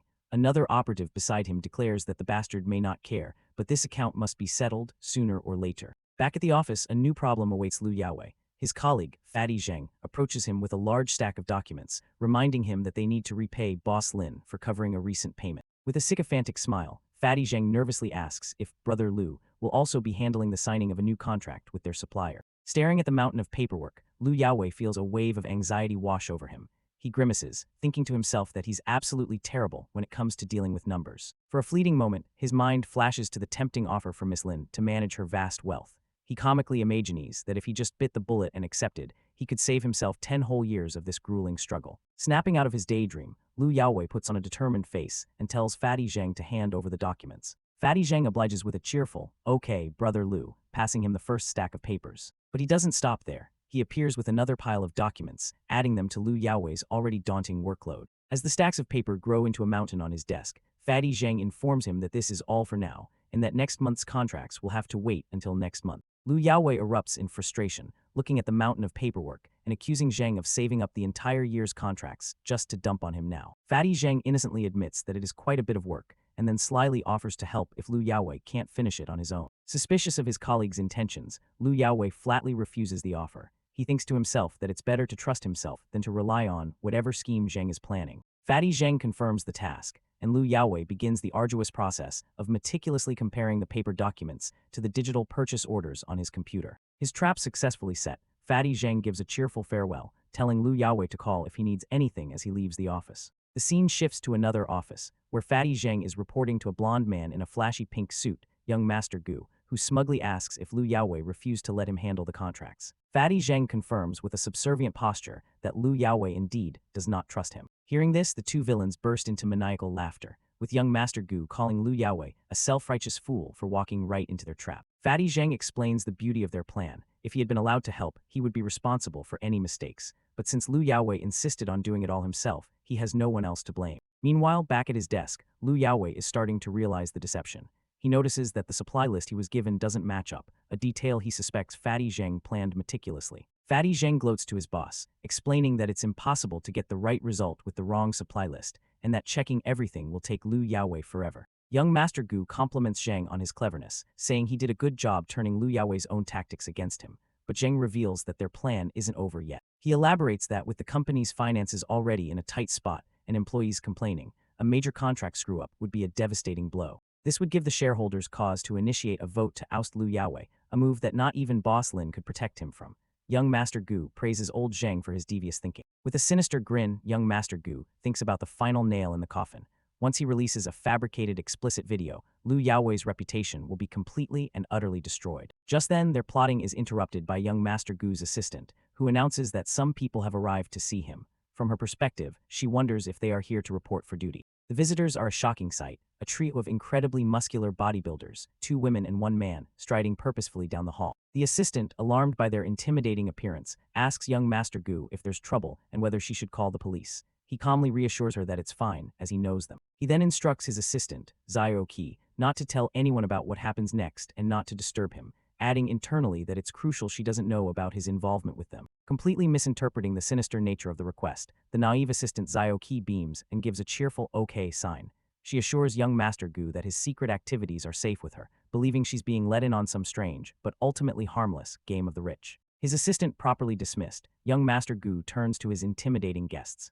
He casually suggests they relocate to the stairwell for a more spacious place to talk, leading the muscular trio away as his oblivious assistant watches them depart for their clandestine meeting. Left alone, Zio Qi puzzles over the strange, muscular friends of young Master Gu, wondering what exactly their line of work is. Her curiosity grows as she stares at the closed stairwell door, noticing the silence. She wonders why they aren't talking if they were just going to have a meeting. Suddenly, she hears loud thuds and grunts from behind the door. Her imagination runs wild as she panics, thinking young Master Gu is in grave danger. She starts to rush toward the door to help, but freezes, remembering his explicit instruction not to disturb him. She wonders if this was his intention all along. Just then, she hears what sounds like moans of pleasure from the stairwell, completely shattering her previous assumptions. The sounds leave her frozen in shock. A deep blush covers her face as she comes to a new, scandalous conclusion. She can only surmise that the things rich people do for fun are beyond anything a normal person can imagine. Meanwhile, back in the office, Lu Yaowei lets out a long sigh of exhaustion, drained from the hours of tedious work. He slumps over his desk in frustration. He's discovered that the overall quotation total is different from previous records, but when he checks each item one by one, he can't find a single error. He's stumped. Frustrated but not defeated, he tells himself that if it's not working, he just has to check it all over again from the beginning. His concentration is broken by his ringing phone. It's an irate Miss Lin, who yells at him for the late hour, complaining that while he might not need to eat, she certainly does. Still preoccupied with the documents, Lu Yaowei calmly tries to placate her, suggesting she just order some takeout instead since he still needs more time. His suggestion only enrages her further. A chibi version of the Empress erupts from the phone, screaming at him to get downstairs in 1 minute. The sheer force of her command startles him into submission. Following her order, Lu Yaowei arrives at a quaint street-side eatery downstairs, where several patrons are enjoying a quiet evening meal. He finds Miss Lin there, already enjoying a steaming bowl of wontons. She gently blows on a spoonful to cool it down, a picture of unexpected domesticity. She takes a bite and her eyes light up with pleasure. She remarks that the wontons in a clear soup have a delicious flavor and are surprisingly good. Lu Yaowei joins her with his own meal, enthusiastically offering her a taste of his pork intestine noodles. She eyes the dish suspiciously and declines, saying it looks weird. As he eats, Lu Yaowei's suspicion grows. He asks her why she needed to come out to eat when she has already mastered the modern technique of ordering takeout. He correctly deduces her true motive, pointing out that she came specifically to the restaurant downstairs from the company. He asks if she was waiting for him on purpose. Caught in her act of kindness, Miss Lin sputters and coughs, trying to come up with an excuse. She quickly drops her composure, and her demonic empress persona takes over. She fiercely denies his accusation, claiming she was simply overwhelmed by the sheer number of takeout options and came down so he could decide for her. Having calmed down, she changes the subject, asking him how the work from earlier is progressing. Lu Yaowei explains the problem he's facing. He feels that something is odd with the numbers and they don't match previous records, but despite checking several times, he can't pinpoint the exact issue. Miss Lin casually suggests that maybe he's just being too careless. Lu Yaowei disagrees, stating that while he might be overlooking something, he knows for a fact that Manager Zheng is not a good person. Deciding to put his work troubles aside for the moment, Lu Yaowei cheerfully digs back into his pork intestine noodles, pleased with how good they smell, and once again asking if Miss Lin is sure she doesn't want to try. But just as he's about to take a bite, the quiet atmosphere of the eatery is shattered. A bald, muscular man at a nearby table starts shouting at the owner, pointing an accusatory finger into his own bowl of 9 turns large intestine. He turns to the other patrons and loudly proclaims that the food is inedible, creating a scene. Lu Yaowei, who had been enjoying the same dish, is shocked to hear this as he's almost finished eating. Miss Lin, ever the empress from another time, is confused by the commotion and asks what the man means by stuffing. Lu Yaowei calmly wipes his mouth and tells her she's better off not knowing, as he watches the scammer continue to harass the restaurant owner. The owner comes out to confront the man, asking what all the shouting is about. The scammer aggressively presents the bowl, accusing the owner of poor business practices. The owner defends his shop, telling the man not to slander him. The scammer retorts that he isn't, pointing to the bowl as clear evidence. Seeing the situation escalate, Lu Yaowei decides he's seen enough. He stands up from his table to intervene. The scammer escalates his demands, threatening to report the owner to the Consumer Association unless he pays 5,000 yuan in compensation. The owner defiantly tells him to go ahead. Just as the owner stands his ground, Lu Yaowei appears behind him with a menacing aura, ready to step into the conflict. Lu Yaowei puts a hand on the owner's shoulder, acting as a concerned customer. He asks if what the scammer said is true, noting that he also ordered the large intestine. He then grabs the terrified owner, dramatically proclaiming that if the food really is tainted and he just ate it, the owner must compensate him double. This clever move puts immense pressure on the owner. Panicking, the owner desperately tries to reassure Lu Yaowei, promising him that his shop would never do such a thing and that it's impossible. Lu Yaowei doesn't let up, pressing the owner with a serious expression and demanding to know how he can be so absolutely sure. Cornered and desperate, the owner finally blurts out his business secret. The large intestine dish isn't made from actual intestines at all, it's made from bean curd.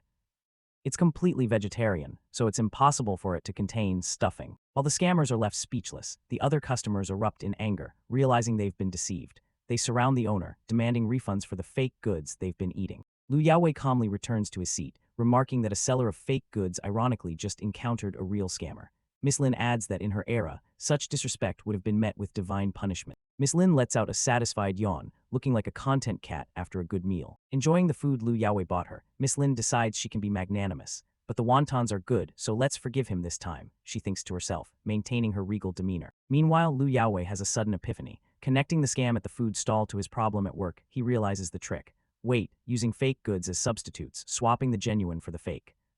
I think I know where Fatty Zheng is playing tricks.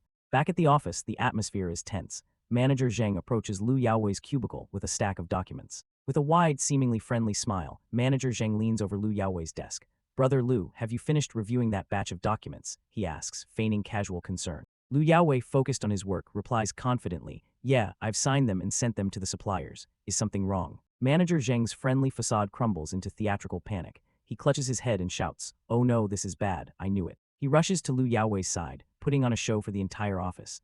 "Brother Lu, this is all my fault," he exclaims, explaining that he just realized the supplier's form had an error and used old prices. Raising his voice to ensure everyone can hear, Manager Zheng bellows, "If you signed based on that form, we're going to lose millions." The declaration sends a shockwave through the office. Other colleagues start to whisper amongst themselves, catching on to the drama. Millions. It seems Brother Lu made a mistake with one of the forms. Suddenly, young Master Gu storms into the scene, pointing an accusing finger at the back of Lu Yaowei's head. Lu Yaowei, what's going on? He demands. He seems to have overdone his dramatic entrance, flinching as if he pulled a muscle. Shit, I accidentally pulled it, he thinks, his face contorted in a brief moment of pain. Manager Zhang immediately scurries over to his side, playing the part of the concerned subordinate.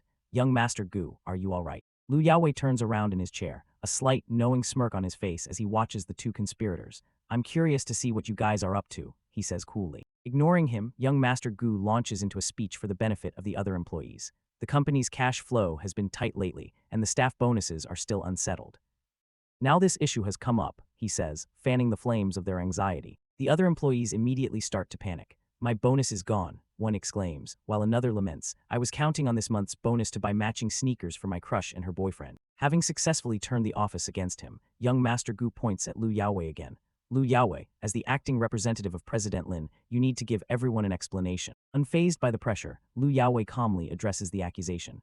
The contracts sent to the suppliers were based on the correct pricing, so there's no issue with the pricing. No issue, young Master Gu retorts, taken aback. Lu Yaowei gestures calmly. I've already copied everything on the email. You can check for yourselves. Manager Zhang quickly pulls out his phone to check. As he reads the email, his face pales. The numbers, they are indeed correct, he stammers in disbelief. A wicked grin spreads across Lu Yaowei's face as he turns the tables on the bumbling manager. Your oversight almost cost everyone their bonuses, Manager Zhang. Don't you think you owe us an explanation? Caught in his own lie, Manager Zhang bows apologetically.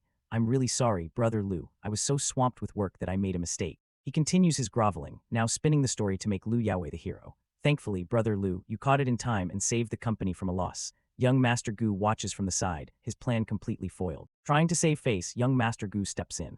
Even though Manager Zhang made a mistake, no real harm was done, right? He says, attempting to downplay the severity of the situation he created, but his voice lacks its usual confidence. Sensing his opponent's weakness, Lu Yaowei stands up, a triumphant and mocking smile playing on his lips. He gestures to his now empty chair. Young Master Gu, if you're not feeling well, you should rest more, he says, his tone laced with insinuation as he begins to close the distance between them. Young Master Gu breaks out in a cold sweat, his usual arrogance evaporating under Lu Yaowei's menacing glare. Lu Yaowei forcefully pushes young Master Gu down into the chair, leaning over him with a predatory smile. Here, he says, his voice dripping with sarcasm, sit down for a bit. Young Master Gu's face contorts in shock and terror as he is completely overpowered and humiliated. Leaning in closer, Lu Yaowei drops his final bombshell. But there's one thing that puzzles me. Why is the company's cash flow, including bonuses, sitting in your account, young Master Gu? The accusation echoes through the now silent office. The other employees' faces twist in anger as they realize the truth. No wonder our bonuses disappeared, one shouts. So Gu's been pocketing them, another asks in outrage. Caught red-handed, young Master Gu panics and stammers. What money? His eyes darting around for an escape. Lu Yaowei scoffs, oh right, I almost forgot you're from the Gu family. I wouldn't even bother investing in this company if it weren't for Lin. You think I care about that petty cash? A desperate idea sparks in young Master Gu's mind. I remember now, he cries out, a single crocodile tear rolling down his cheek. He points a trembling finger at his accomplice. It was old Zheng. He said he moved the funds to make it look like the company was short on cash. He was planning to let you take the blame for botching this contract. Manager Zheng is left trembling, utterly betrayed and thrown under the bus by the very man he was trying to help. Lu Yaowei gives a slow, mocking clap.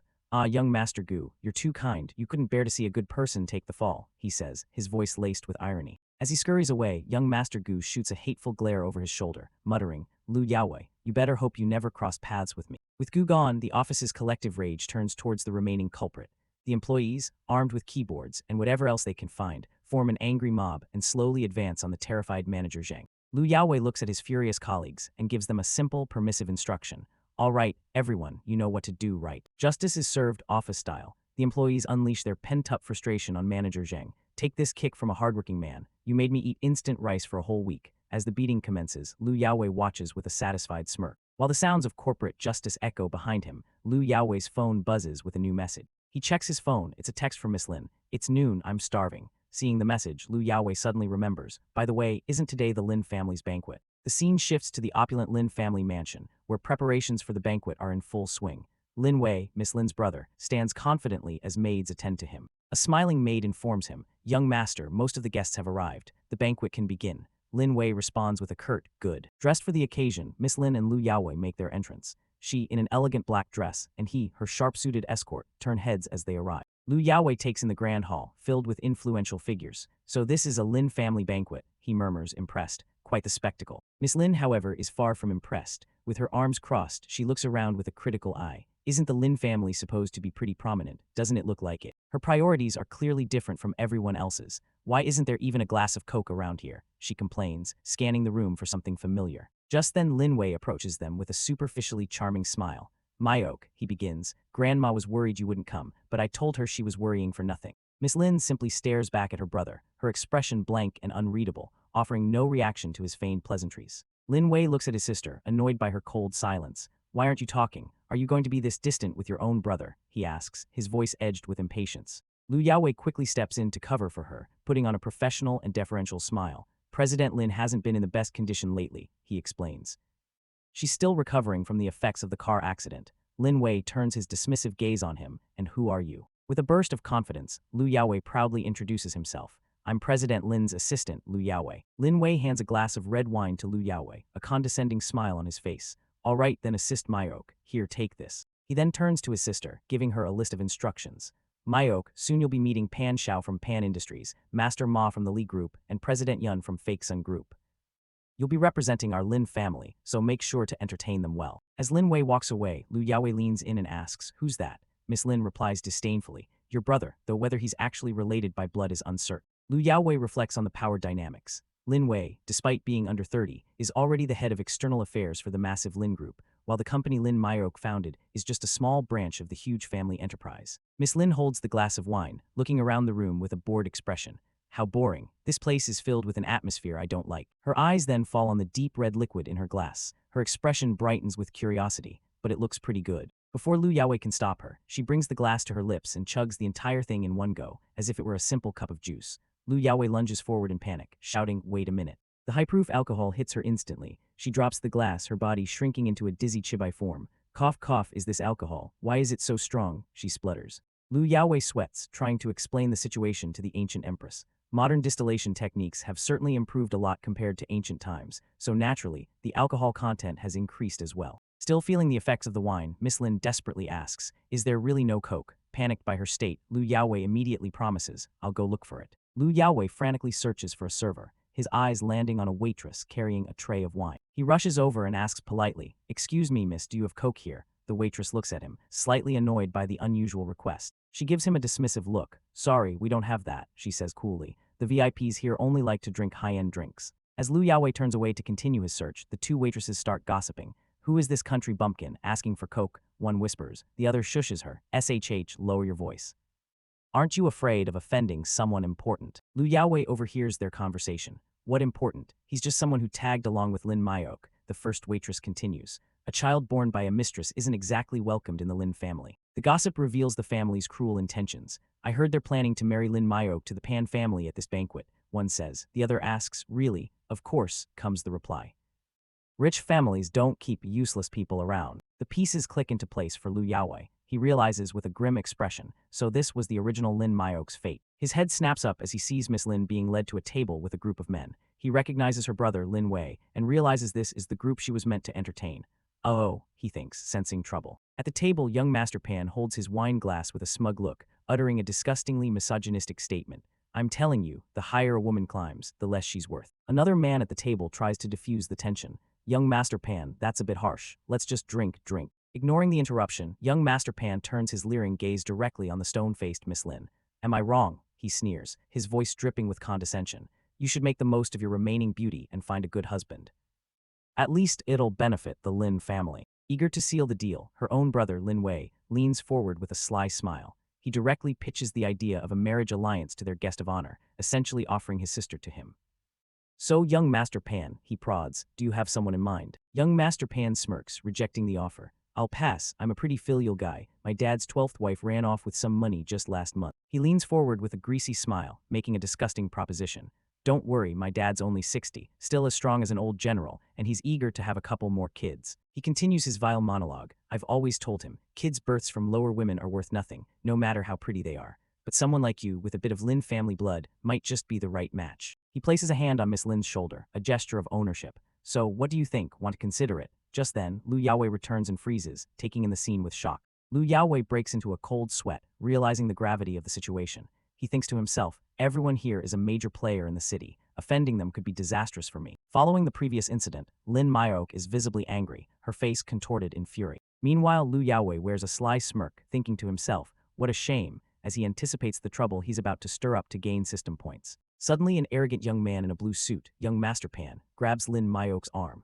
In the background, another man tries to intervene, yelling at him to stop. Lu Yaowei steps in, grabbing young Master Pan, now looking flustered, desperately calls for his own guards, shouting that he's the one in trouble. Lin Myok looks on, bewildered, as Lu Yaowei easily restrains young Master Pan, questioning what his new assistant is trying to accomplish. With a triumphant smile, Lu Yaowei twists Pan's arm, relishing the moment. He thinks to himself that the greater the energy of the confrontation, the greater the shock value he'll receive. He can't wait. Young Master Pan, having broken free, angrily confronts Lu Yaowei, demanding to know who he is and accusing him of being crazy. Lu Yaowei calmly introduces himself as Lu Yaowei, President Lin's assistant, adding that he's doing young Master Pan a favor. This only serves to confuse and enrage Pan further. Young Master Pan points a threatening finger at Lu Yaowei, warning him to explain himself or face serious trouble. With a disarming smile, Lu Yaowei gives a fabricated explanation, claiming he has medical skills and noticed a nerve issue in Pan's hand that he simply decided to relieve. Unconvinced and furious, young Master Pan glares at Lu Yaowei, realizing he's being played with. Not about to be humiliated, Pan boasts that his bodyguard comes from a family of 3 generations of Chinese medicine practitioners, implying he can see through Lu Yaowei's ruse.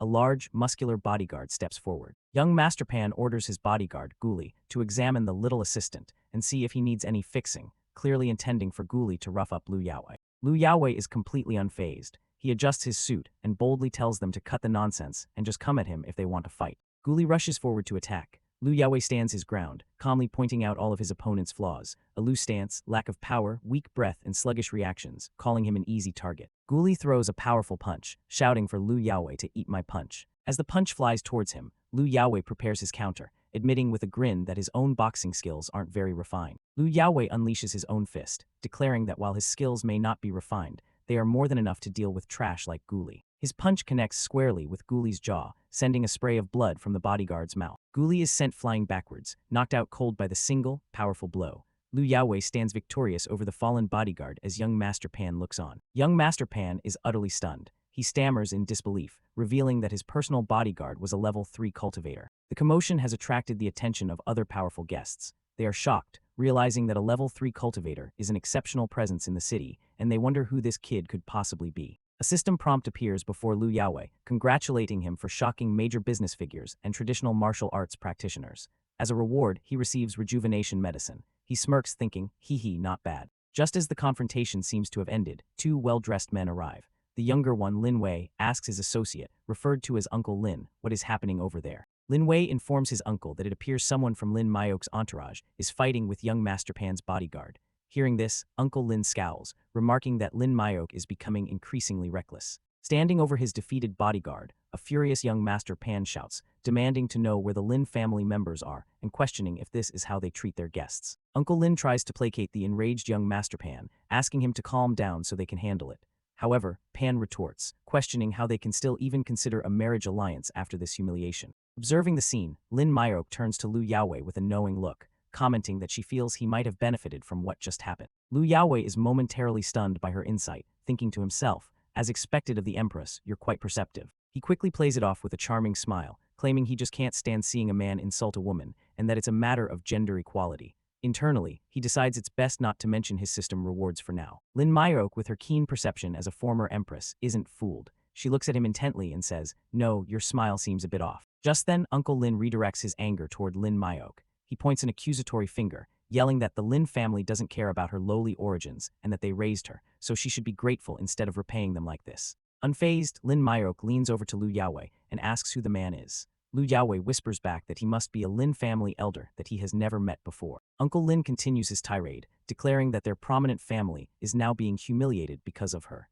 He commands her to go and apologize to young Master Pan in person. Lu Yaowei, sensing the situation is getting out of hand, decides to step in and handle the family elder. However, Lin Myok places a hand on his arm, stopping him. With the commanding presence of an empress, she decides to handle this herself, coldly addressing her so-called relatives. She unleashes a torrent of criticism, calling them elegant and noble only on the outside. To her, they are just people who lack virtue and only care about appearances. She accuses them of disregarding virtue, seeking superficial fame, betraying their ancestors, and failing their descendants. Uncle Lin is left flabbergasted. Rendered speechless and trembling with rage by her sharp rebuke, Uncle Lin can only stammer, "Why you?" Lin Mayo calmly asks, "What did I say something wrong?" She turns her back on the stunned elder, delivering a final, chilling blow. "It looks like you won't last much longer. If you have any grievances, then save them for your coffin." The verbal lashing is so severe that Uncle Lin coughs up blood from pure rage and shock, a testament to the power of the Empress's words. Lu Yaowei watches the entire exchange with utter disbelief and admiration, thinking to himself, "Damn, you're the master of roasting." Clutching his chest, the enraged Uncle Lin screams that her behavior is too much, that it is utterly outrageous. Having silenced her detractor, Lin Mayo coolly announces that since there is nothing more to say, she will be taking her leave. As she turns away, Uncle Lin makes one last threat, shouting her name and vowing to reclaim everything the Lin family has given her, and to expel her from the family entirely. As Lu Yaowei and Lin Mayo exit the mansion, they are stopped by a group of other businessmen who witness the events inside. An older businessman approaches Lu Yaowei with a respectful gesture, politely asking if he might know him. The man compliments Lu Yaowei, noting that he is young but possesses great skill, and courteously asks who his master is. Lu Yaowei skillfully deflects the question, explaining that the martial arts world is complex, and it's not convenient for him to go into detail, hoping they understand. Another man in the group chimes in, acknowledging Lu Yaowei's point. He states that for business people like them, having the support of a martial arts group is a significant advantage. Lu Yaowei offers a final, mysterious smile, clarifying that it's not that he's unwilling to say, but technically, he hasn't had a formal master. Lin Mayoke, with her arms crossed, backs up Lu Yaowei's statement, adding that while he has no formal master, he has received guidance from some notable figures, further increasing his mysterious allure. One of the businessmen smiles, assuring them they won't discuss business. He then slyly points out that young brother Lu and Mayoke seem to have a special relationship. The man reveals himself to be Mayoke's brother, mentioning she has only ever brought one person home in all these years. He adds that seeing a young talent like Lu Yaowei looking after her puts him at ease. The other businessmen, however, see through the brother's act. They whisper among themselves about his hypocrisy, noting how he was just talking about marrying her off but is now trying to build connections. They call him despicable. Tired of the political maneuvering, Lu Yaowei cuts the conversation short, stating they should skip the small talk as they've already said their goodbyes. Mayoke's brother takes the hint, waving them off. He says it seems they have plans, so he won't disturb them any further, finally allowing them to leave. As they are leaving the estate, a young female assistant with blonde hair hands a phone to her boss, a young master, while gossiping quietly. Lin Mayoke's sharp, empress-like hearing picks up on the assistant's whispers, and her expression immediately darkens. She stops and points directly at the startled assistant and her boss, commanding, "You come here." The assistant jumps, flustered, asking if something is wrong. Staring down the terrified assistant, Lin Mayoke gives a bizarre and imperious command, "Go get me 5 crates of Coke." The assistant can only respond with a confused "what?" A menacing aura surrounds Lin Mayoke as she clarifies her order. "Not just here," she commands, "but deliver them to all of the Lin family's residences, shops, and buildings, and make sure there are no mistakes." The assistant's boss, the young master, is completely bewildered by the strange punishment. He turns to his terrified employee and asks what Lin Mayoke is doing. With a piercing glare, Lin Mayoke provides the answer. "Ask her yourself. How dare she gossip about guests?" Lu Yaowei puts 2 and 2 together, realizing with a slight smile that the Empress's sharp senses had caught the assistant gossiping. The young master, understanding the gravity of offending someone like Lin Mayoke, immediately turns on his subordinate. He points dismissively, telling her to get going, and that if the task isn't done by tomorrow, she can forget about her position. The scene shifts. Having finally left the stifling party, Lu Yaowei and Lin Mayoke sit at a humble street food stall, a tray of freshly grilled skewers between them. Lin Mayoke takes a large gulp of a canned Coke, her eyes lighting up. She declares it to be utterly satisfying and the perfect late-night snack. She lets out a blissful sigh of contentment, her cheeks slightly flushed, clearly delighted by this simple, modern pleasure she's never experienced before. Looking at the can with newfound appreciation, she muses that the only thing that could make it better is if it were cold. Lu Yaowei seizes the opportunity to introduce her to another staple of modern life. He holds out a bottle of beer, suggesting she try some as it pairs perfectly with street food. She curiously accepts the bottle, asking what this weird stuff is. He explains it's a type of brewed alcohol with a different flavor. He tells her it's unlike the formal drinks she's had before. Without hesitation, she puts the bottle to her lips and takes a swig. After tasting it, she notes that while it's quite different from the drinks of her era, it seems somewhat similar to the Coke she just had. In a cute, stylized panel, she holds her can of Coke protectively, warning him not to think he could trade the beer for her new favorite drink. He explains it's probably because they both contain fizz. He reaches for the beer bottle she just drank from but freezes. The thought suddenly hits him. If he drinks from the same bottle, it would be an indirect kiss, and the realization leaves him completely flustered. Flustered by the implication of an indirect kiss, Lu Yaowei quickly stands up, making the excuse that he'll go get a new straw to avoid the awkward moment. As Lin Myok sips her coke, her attention is drawn to a commotion nearby. A group of thugs is cornering a young schoolgirl, with one threatening her about what her boyfriend might think. The leader of the thugs, a burly man smoking a cigarette, harasses the schoolgirl, reminding her of her family's debt and threatening to visit her home and workplace every day. In the background, Lin Myok watches the scene unfold. Lin Myok takes a slow, deliberate sip from her coke can, her eyes narrowing. The blatant injustice clearly displeases the former empress. The red-haired thug puts his arm around the terrified girl, trying to coax her into going upstairs with him to lighten her debt. She cries out in fear, saying she doesn't want to go. A bystander wearing glasses steps forward, timidly asking the thugs if they aren't taking things a bit too far. The thug leader immediately shoves the man away, yelling at him to go back where he came from. The would-be hero quickly scurries away in fear as the schoolgirl watches in despair. Completely unfazed by the display of aggression, Lin Myok calmly takes a long drink from the beer bottle, her gaze fixed on the unfolding drama. The schoolgirl, Zio Mei, struggles desperately against the thug's grip, pleading with him to let her go. The thug leader holds her arm tightly, his expression menacing as he tells her, "Damn it, you don't have a choice right now." The red-haired thug tells his brothers to deal with her, trying to pressure Zio Mei by saying, "Sister, be a good girl and just have a drink with your big brother." That's it. Suddenly, the beer bottle Lin Myok was holding flies through the air and smashes directly into the face of the red-haired thug, who screams in pain. He collapses to the ground, dazed and bleeding. The other thugs are stunned, angrily demanding to know who the hell threw the bottle. Lin Myok sits at her table, the picture of calm authority. She gestures towards the fallen thug and says coolly, "Here, you wanted to drink, right? This is for you." The remaining thugs, now furious, turn to confront her. The leader, with a fresh cut on his cheek, snarls, "Stinky bitch, you've got some nerve, huh?" Continuing their stroll through the city, Lin Myok and Lu Yaowei stop at a barbecue stall.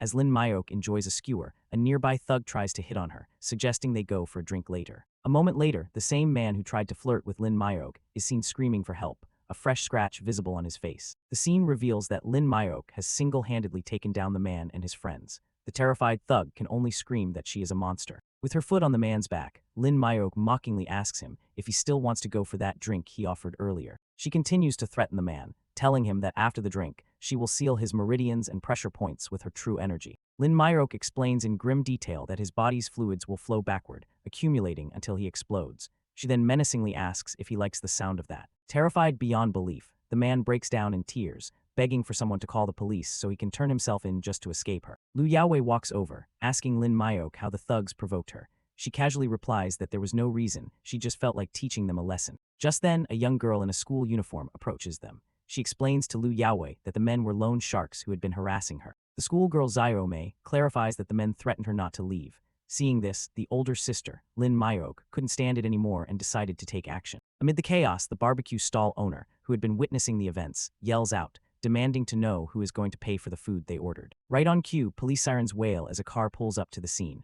The thug, now safe, immediately reports Lin Myok to an officer, claiming she was brutal and attacked him without reason. The police's arrival catches the attention of Lu Yaowei, Lin Myok, and the grateful Zio Mei, who now look concerned. Thinking quickly, Lu Yaowei turns to Zio Mei and asks if she could repeat what she said earlier to the police, to act as a witness for them. However, Zio Mei is terrified of the consequences. She apologizes profusely, saying she's finished if the incident gets out, and quickly runs away. Lu Yaowei watches her go, frustrated. He turns to the unconcerned Lin Myok and points out that, with the witness gone, everyone will assume she is the main culprit. As a police officer approaches them, Lu Yaowei asks Lin Myok if she's ready to meet with them, noting he has experience with these situations. But Lin Myok has no intention of cooperating. She declares that they won't be silent victims, prompting Lu Yaowei to grab her arm to stop her from doing anything rash. The officer shouts for them to stop, but Lu Yaowei makes a decision. He calls Lin Myok a dumbass and tells her to hurry up and run away with him. As they flee the scene, the poor barbecue stall owner is left behind, crying out in despair over the money he's lost from their unpaid bill. Having successfully escaped, the two find themselves on a quiet bridge over the water. Lu Yaowei catches his breath, remarking that it's a good thing he didn't slack off in his practice, or he'd be gasping for air. Looking at Lin Myok, Lu Yaowei asks if perhaps she wasn't really the villain back there. Intrigued, she turns to him and asks why he would think that. Lu Yaowei simply states that what he thinks about her now is probably the same as what he thought back then, implying his trust in her judgment. Her thoughts drift to a memory from her past life as the demonic empress. In a scene mirroring her recent actions, she stands over a defeated foe with her sword drawn, noting how convenient it is for one's enemies to use selective reporting and take things out of context to paint someone as a villain. The memory continues as she walks away from a group of terrified onlookers. Her voice echoes her current thoughts, stating that rumors have always been a mixture of truth and falsehood, a a principle that remains true, even in this unfamiliar modern world. As Lu Yaowei processes her story, he thinks to himself about her aloof nature. He worries that with her power and reluctance to explain herself, she could easily be painted as a great villain, causing chaos in the world. Back in the present, under the full moon, Lin Myok looks out at the night sky. In response to Lu Yaowei's unasked question about her past, she simply says, "Who knows? It's been too long to remember." Lu Yaowei steps forward, making a heartfelt declaration. He admits he doesn't know the specifics of her past or what's right and wrong, but he promises that from now on, he will watch over her every word and action. With a reassuring smile, he adds that if possible, he will help reveal the truth about her to everyone who misunderstands her. He looks at her with determination, solidifying his promise as he begins to ask what this means for them going forward. Amused and touched by his earnestness, Lin Myok playfully throws herself at him, wrapping her arms around his neck. "So you want to go to my world with me?" she teases. "Well, that's interesting." Completely flustered by her sudden advance, Lu Yaowei stammers, unsure of how to address her now. "What's the situation, Miss Lin?" "Myok, Lady Empress." She gently touches his chin, enjoying his reaction. She tells him not to be so old-fashioned and to call her King Yang. From Lu Yaowei's perspective, she appears almost divine, bathed in a soft light as she confidently reaches her hand out to him. Later, they arrive at Lu Yaowei's apartment. He tells her his home is nearby and invites her to come in. As he enters his living room, he immediately notices that his roommate, Brother Kai, is not home again. Lu Yaowei is annoyed to find the place a mess, and to his horror, his roommate has left an inflatable doll sprawled on the couch. Mortified by the presence of the doll in front of his boss, Lu Yaowei quickly tries to hide it, while in the background, Lin Myok calmly removes her shoes. Once they've settled, Lu Yaowei asks her what she meant earlier by telling him to call her King Yang. She begins a shocking explanation. She reveals that she is not Lin Myok, but a fragment of a soul bound to an artifact, and has no connection to the original owner of the body, whom she calls a witch. King Yang continues, explaining she was suppressed inside this body for hundreds of years to sustain her artifact. She only managed to regain control because the original Lin Myok got drunk, letting her guard down. As she explains, she casually sits herself on Lu Yaowei's lap, causing him to blush furiously. He throws his hands up, asking for a moment to process the unbelievable story. Ignoring his shock, she leans in close, making him an offer. If he can help release her, she will be forever in his debt and is willing to impart all her knowledge of weapon crafting from her childhood. She adds that compared to the stiff and naive witch, who originally owned this body, she is far more knowledgeable and worldly. Completely overwhelmed by her forwardness, Lu Yaowei thinks to himself, "Damn, this is what happens when the young don't value their elders." She leans over his shoulder, continuing her seductive approach as she asks him how she can help. Lu Yaowei is stunned by how direct she is. As she holds a glass, she tells him to look at her, preparing to explain her plan. She points to a mark on her shoulder, revealing it as a 3-foot seal. She explains that it requires true energy to break and that she will teach him the technique. She moves closer, their faces just inches apart. She explains that while breaking the seal won't release her completely just yet, it will significantly reduce the powerful restrictions that currently bind her. Trying to process the mystical request, the flustered Lu Yaowei clears his throat and agrees to attempt the technique. He tells her he's happy to help, repayment or not. Seeing he is ready, King Yang instructs him to relax his body and close his eyes, preparing for the transfer of energy. With his eyes closed as instructed, Lu Yaowei reaches out, his hand hovering over her shoulder as he asks, "Is it here?" King Yang confirms, ready for the ritual to begin. In a completely unexpected move, Lu Yaowei suddenly yells "Hiya" and brings his hand down in a karate chop. He comically misunderstands the technique, thinking to himself that a physical shock might be able to switch her personalities. The misguided chop works a little too well, and King Yang slumps forward, knocked unconscious onto his shoulder. Lu Yaowei stares in shock, realizing his plan has gone horribly wrong. The scene shifts to that same night, outside an opulent, traditional estate marked as the Wang residence.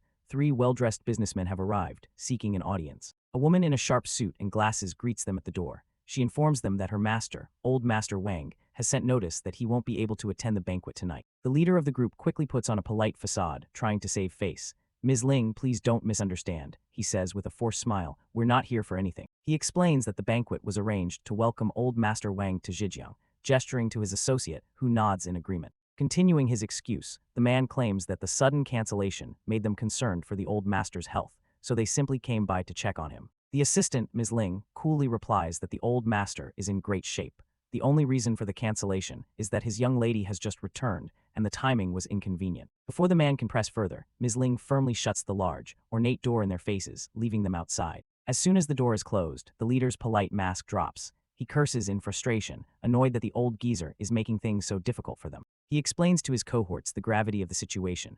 Old Master Wang is a major figure from the capital, so powerful that even the local martial arts sects wouldn't dare cause trouble while he's in town. As they leave, the leader resolves to work harder at building a relationship with the Wang family. One of his associates then brings up Lu Yaowei, asking for an introduction to this promising future brother-in-law. Inside, Ms. Ling reports to Old Master Wang, a powerfully built man enjoying a cup of tea, that the businessmen have been sent away. Master Wang laughs heartily. He says he could have met them, but he chose not to because his most precious granddaughter has finally returned. His precious granddaughter is revealed to be Xiao Mei, now with pink hair. She is undergoing grueling punishment, balancing a bucket on her head while holding two more, complaining about her grandfather's harsh treatment. Master Wang bellows at her, scolding her for the embarrassment of losing to a young kid, and ordering her to practice 3,000 more times. Tearfully, Xiao Mei praises Lu Yaowei, whom she mistakenly believes was her savior, telling her grandfather how amazing he is and that he'll understand once they meet. The story cuts to the next morning, back at Lu Yaowei's apartment. King Niang is stretching as she wakes up in his bed, musing that she never imagined a day like this. She yawns, blaming her groggy state on modern alcohol, completely unaware of the real reason she passed out, while Lu Yaowei stands by looking guilty. As she checks her reflection, she is horrified to discover a large, painful-looking bump on her forehead, with no memory of how it got there. Lu Yaowei, feeling immense guilt, plays dumb. He whistles innocently and suggests she must have just bumped her head on something. He offers her a glass of milk, continuing the charade by teasing her about having a low alcohol tolerance for an ancient person, getting drunk off half a bottle of beer. She snaps back defensively, "Shut up. It's just been too long since I've experienced anything with a mortal body." As she takes the glass, she tries to dismiss her low tolerance as a simple side effect of her unique situation. However, as she takes a sip, she freezes. A look of realization crosses her face as she senses a familiar energy. "Wait," she murmurs, "it was true energy that helped me sober up so quickly." The unexpected discovery leaves her pondering the bizarre events of the night, unaware that Lu Yaowei knows far more than he's letting on. Now that things have calmed down, Lu Yaowei sits at the table and casually brings up the previous night's events. He comments that being an empress must be tough, then directly asks, "And what's the deal with this other personality, King Yang?" The question catches the empress completely off guard, causing her to choke on her milk. Shocked and bewildered, the empress stares at him with wide eyes. It's clear she had no memory of the other personality taking over. You met King Yang?" she asks, her voice filled with disbelief. Lu Yaowei calmly confirms her suspicion. "Yeah," he says, "she said she's a spirit trapped in your body and asked me to help her." Seeing his chance, he presses for more information, ending the conversation with a new question.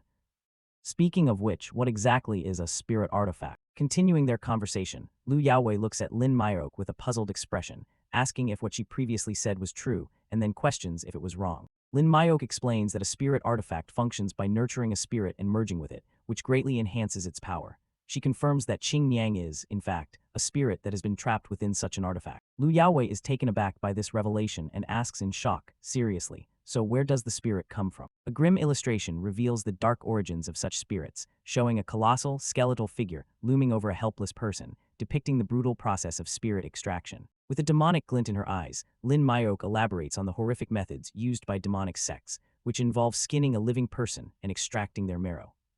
She then challenges Lu Yaowei, asking if he regrets not helping the spirit, reminding him of her own ruthless past as an empress who has claimed countless lives. Lu Yaowei leans back confidently, stating that he made the right choice. Surprised by his response, Lin Myok asks him what he means by that. He explains his reasoning with a sly smile, saying that by helping her, at least he knows she isn't trying to kill him.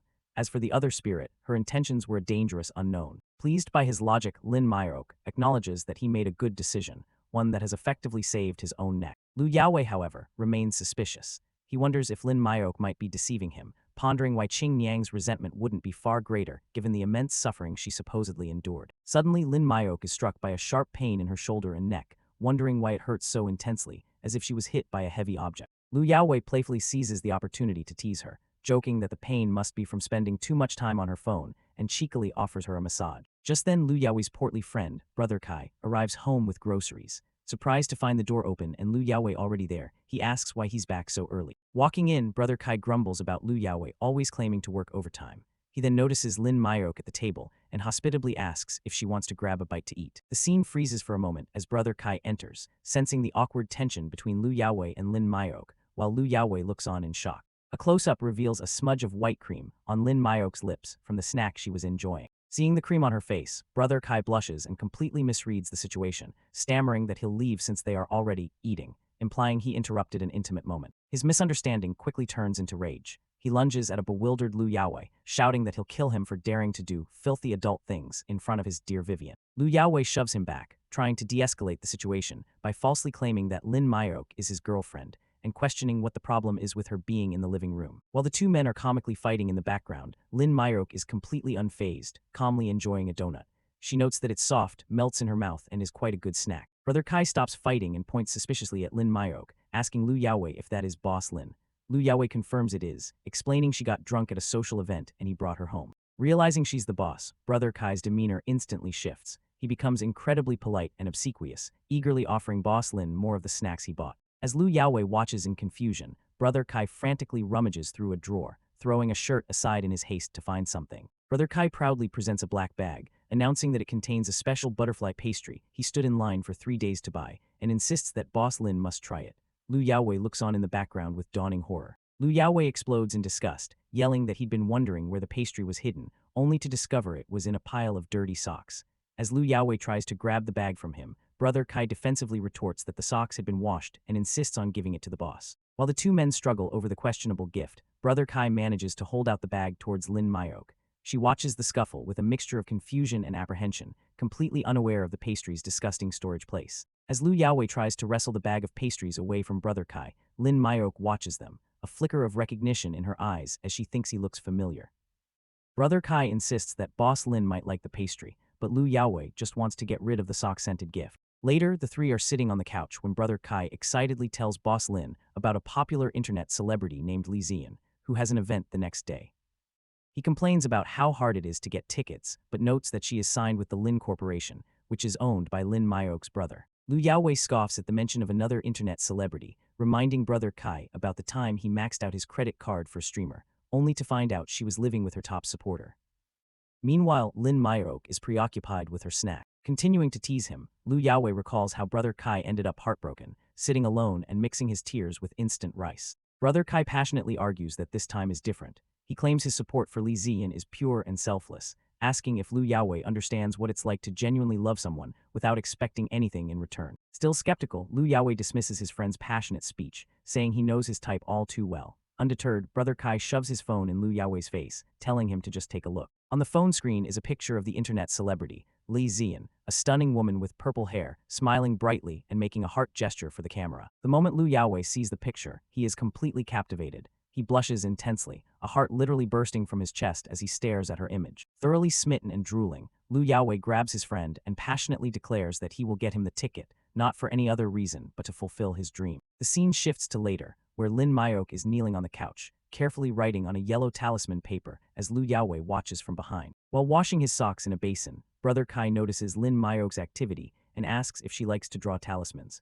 Lu Yaowei scornfully tells him that she's just pretending to be a Taoist after visiting a mountain and orders him to shut up and finish washing his socks. Lin Myok finishes the talisman and holds it out to Lu Yaowei, instructing him to take it and inject his true energy into it. Lu Yaowei accepts the yellow paper, looking at it with a puzzled expression as he asks her what it is. She explains to him that the item is a talisman designed to create a simple energy-gathering array. Lin Myok tells him that since he's on the verge of advancing his cultivation, the array will be quite useful. Hearing this, Lu Yaowei gets excited but also worried, asking if there will be a heavenly tribulation and if he needs her nearby for it. Switching to a cute chibai form, Lin Myok scoffs at his naivety, asking if he seriously thinks he is at the same level as his master to be facing that kind of tribulation. Reverting to her normal appearance, she informs Lu Yaowei that she needs to cultivate alone for the next few days and warns him not to slack off.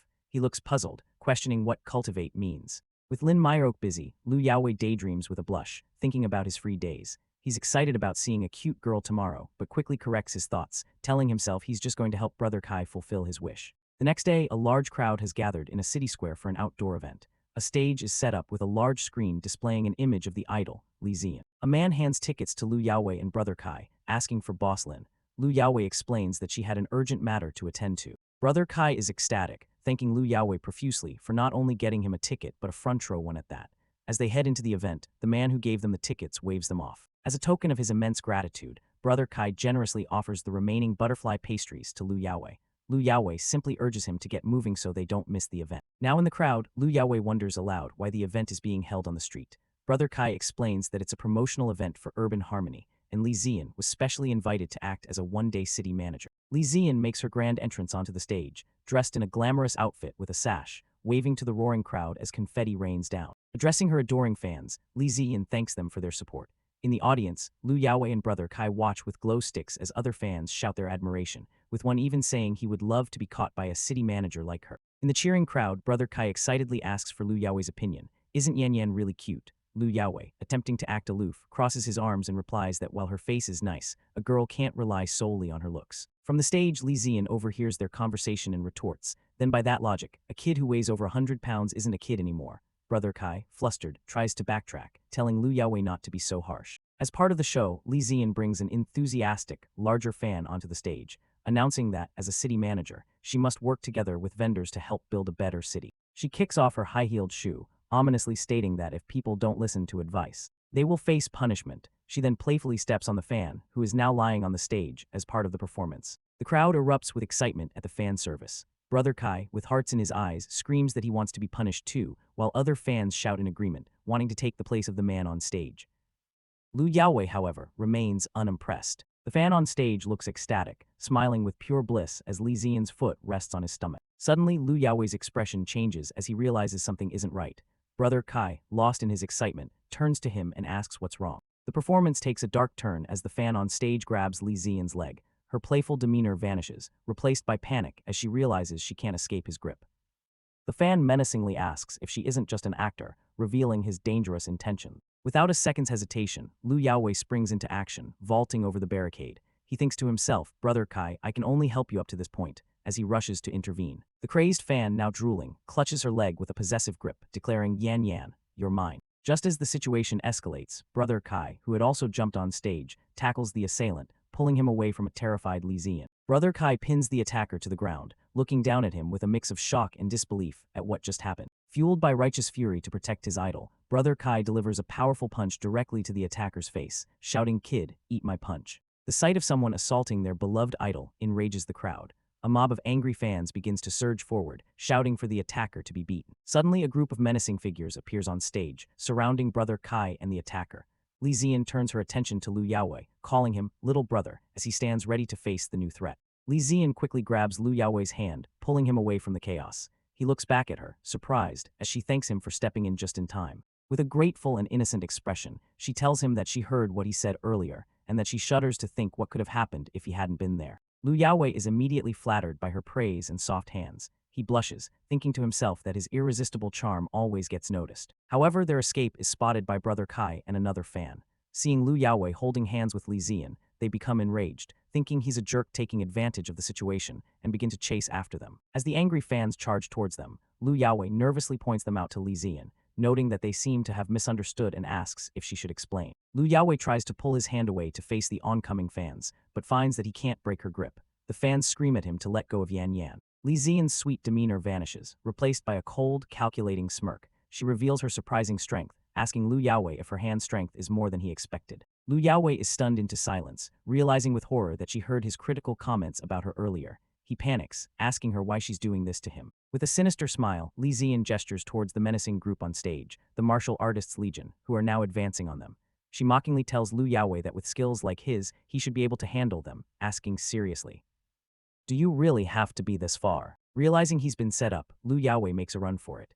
As the mob of angry fans chases him, he desperately tries to warn them, shouting for them to calm down and that Li Ziyan is a scheming, bad woman. After a long chase, a winded Lu Yaowei finally shakes off his pursuers in a dirty alley. Catching his breath, he scoffs at the fans, thinking they're just a bunch of guys like Brother Kai, constantly drained to the point of physical exhaustion by their obsessions. Just as he catches his breath, a cool voice says, Found you. Lu Yaowei looks up to see a formidable man in a black suit and sunglasses, a member of the Martial Artists Legion, who has tracked him down. Mistaking the man for another one of Li Ziyan's crazed fans, Lu Yaowei tries to plead his case, insisting that they should be reasonable and that he hasn't done anything untoward with his Yan Yan. The man doesn't respond with words. Instead, he lunges forward with blinding speed, striking Lu Yaowei with a weapon that crackles with a dangerous purple energy. Lu Yaowei is suddenly confronted by a mysterious figure. With a menacing look on his face, he demands to know the stranger's identity. The man, an assassin, smirks and pulls out a glowing purple dagger. He reveals he's here to avenge old Zai San's death, which he believes is connected to Lu Yaowei.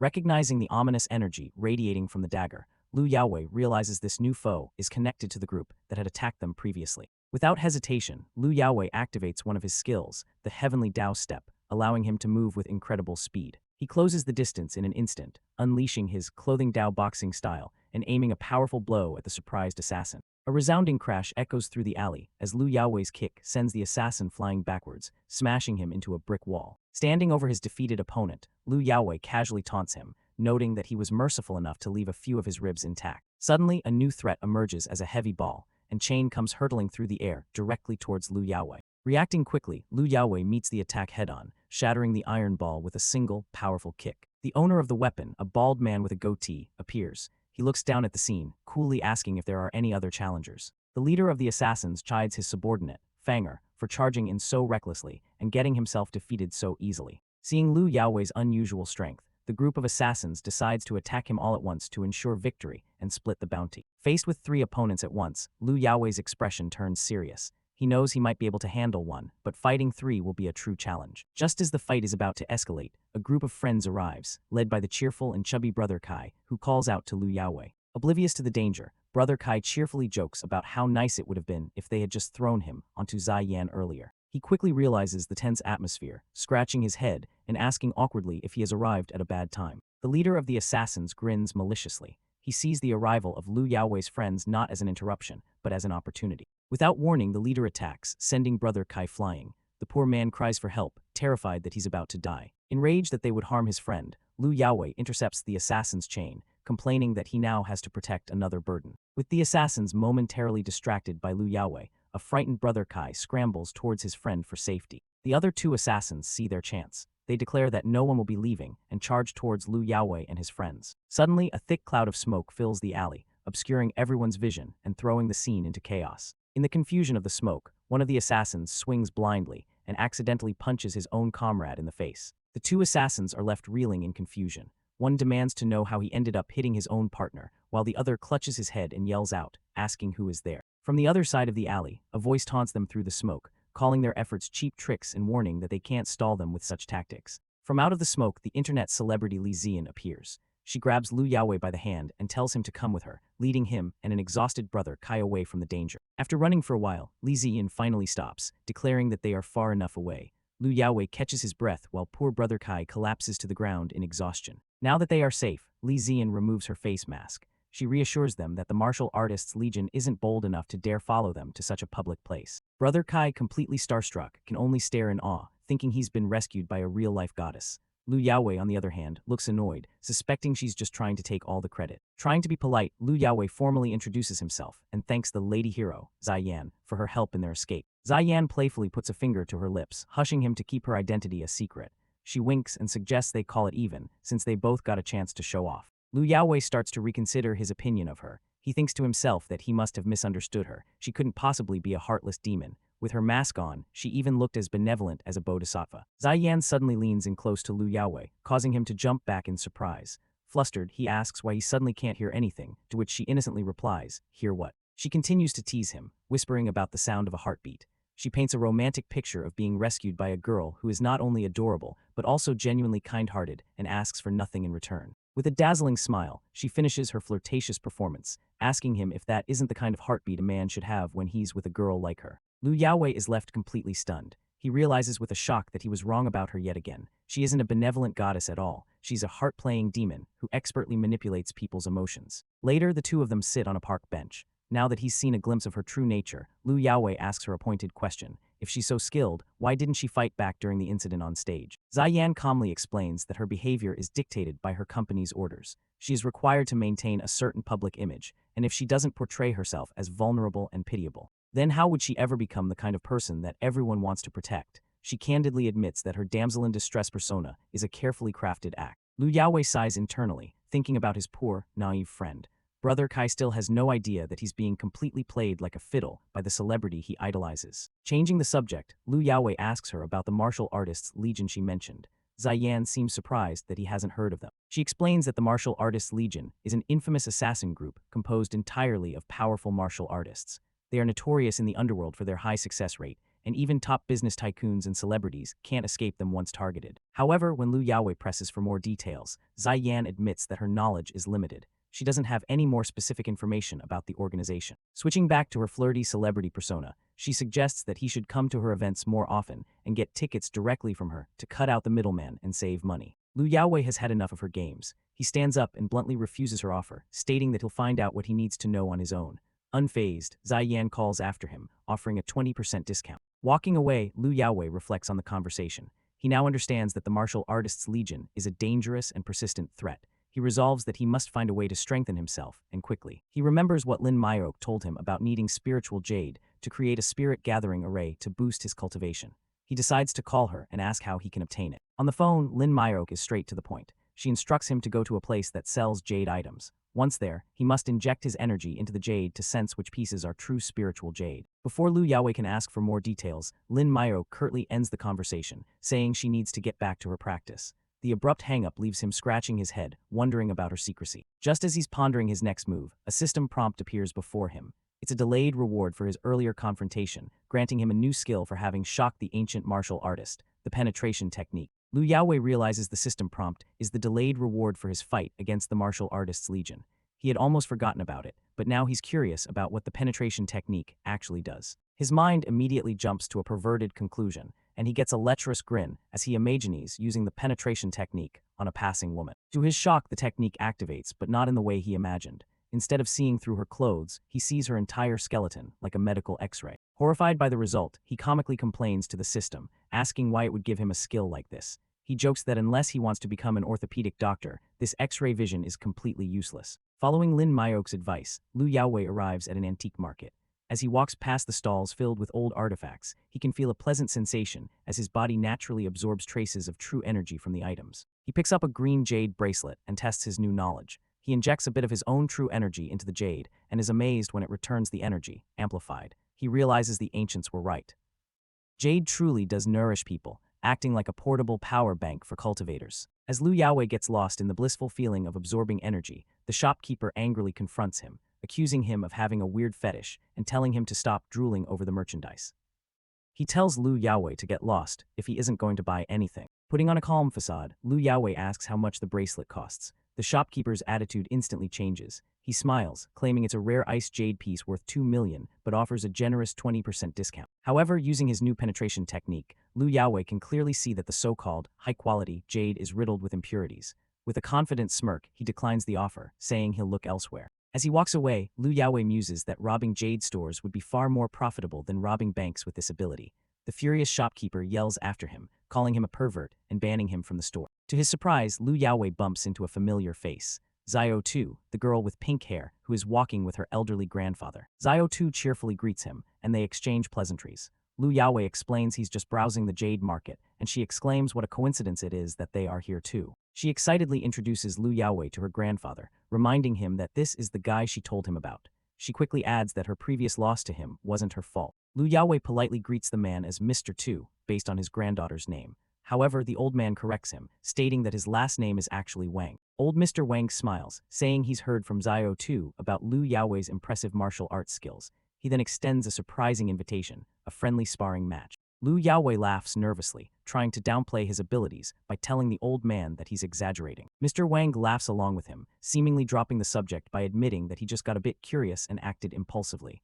Lu Yaowei scratches his head, appearing relieved at the friendly gesture. As Xiao Tu and her grandfather turn to leave, Mr. Wang waves goodbye, inviting Lu Yaowei to visit them sometime.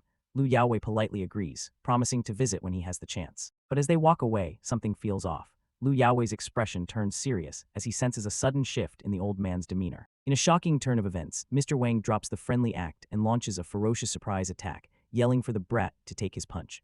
Xiao Tu is caught completely off guard by her grandfather's sudden aggression. Lu Yaowei reacts just in time, blocking the powerful blow. He clenches his teeth, angrily shouting that for an old man, Mr. Wang still resorts to cheap trickery and sneak attacks.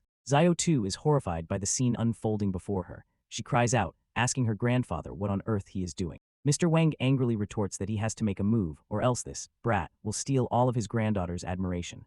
As he speaks, the force of his power rips his shirt to shreds. With his incredibly muscular physique revealed, Mr. Wang powers up, enveloped in a golden aura. He declares that today, he will show Lu Yaowei who the real master is, vowing to put the little brat in his place.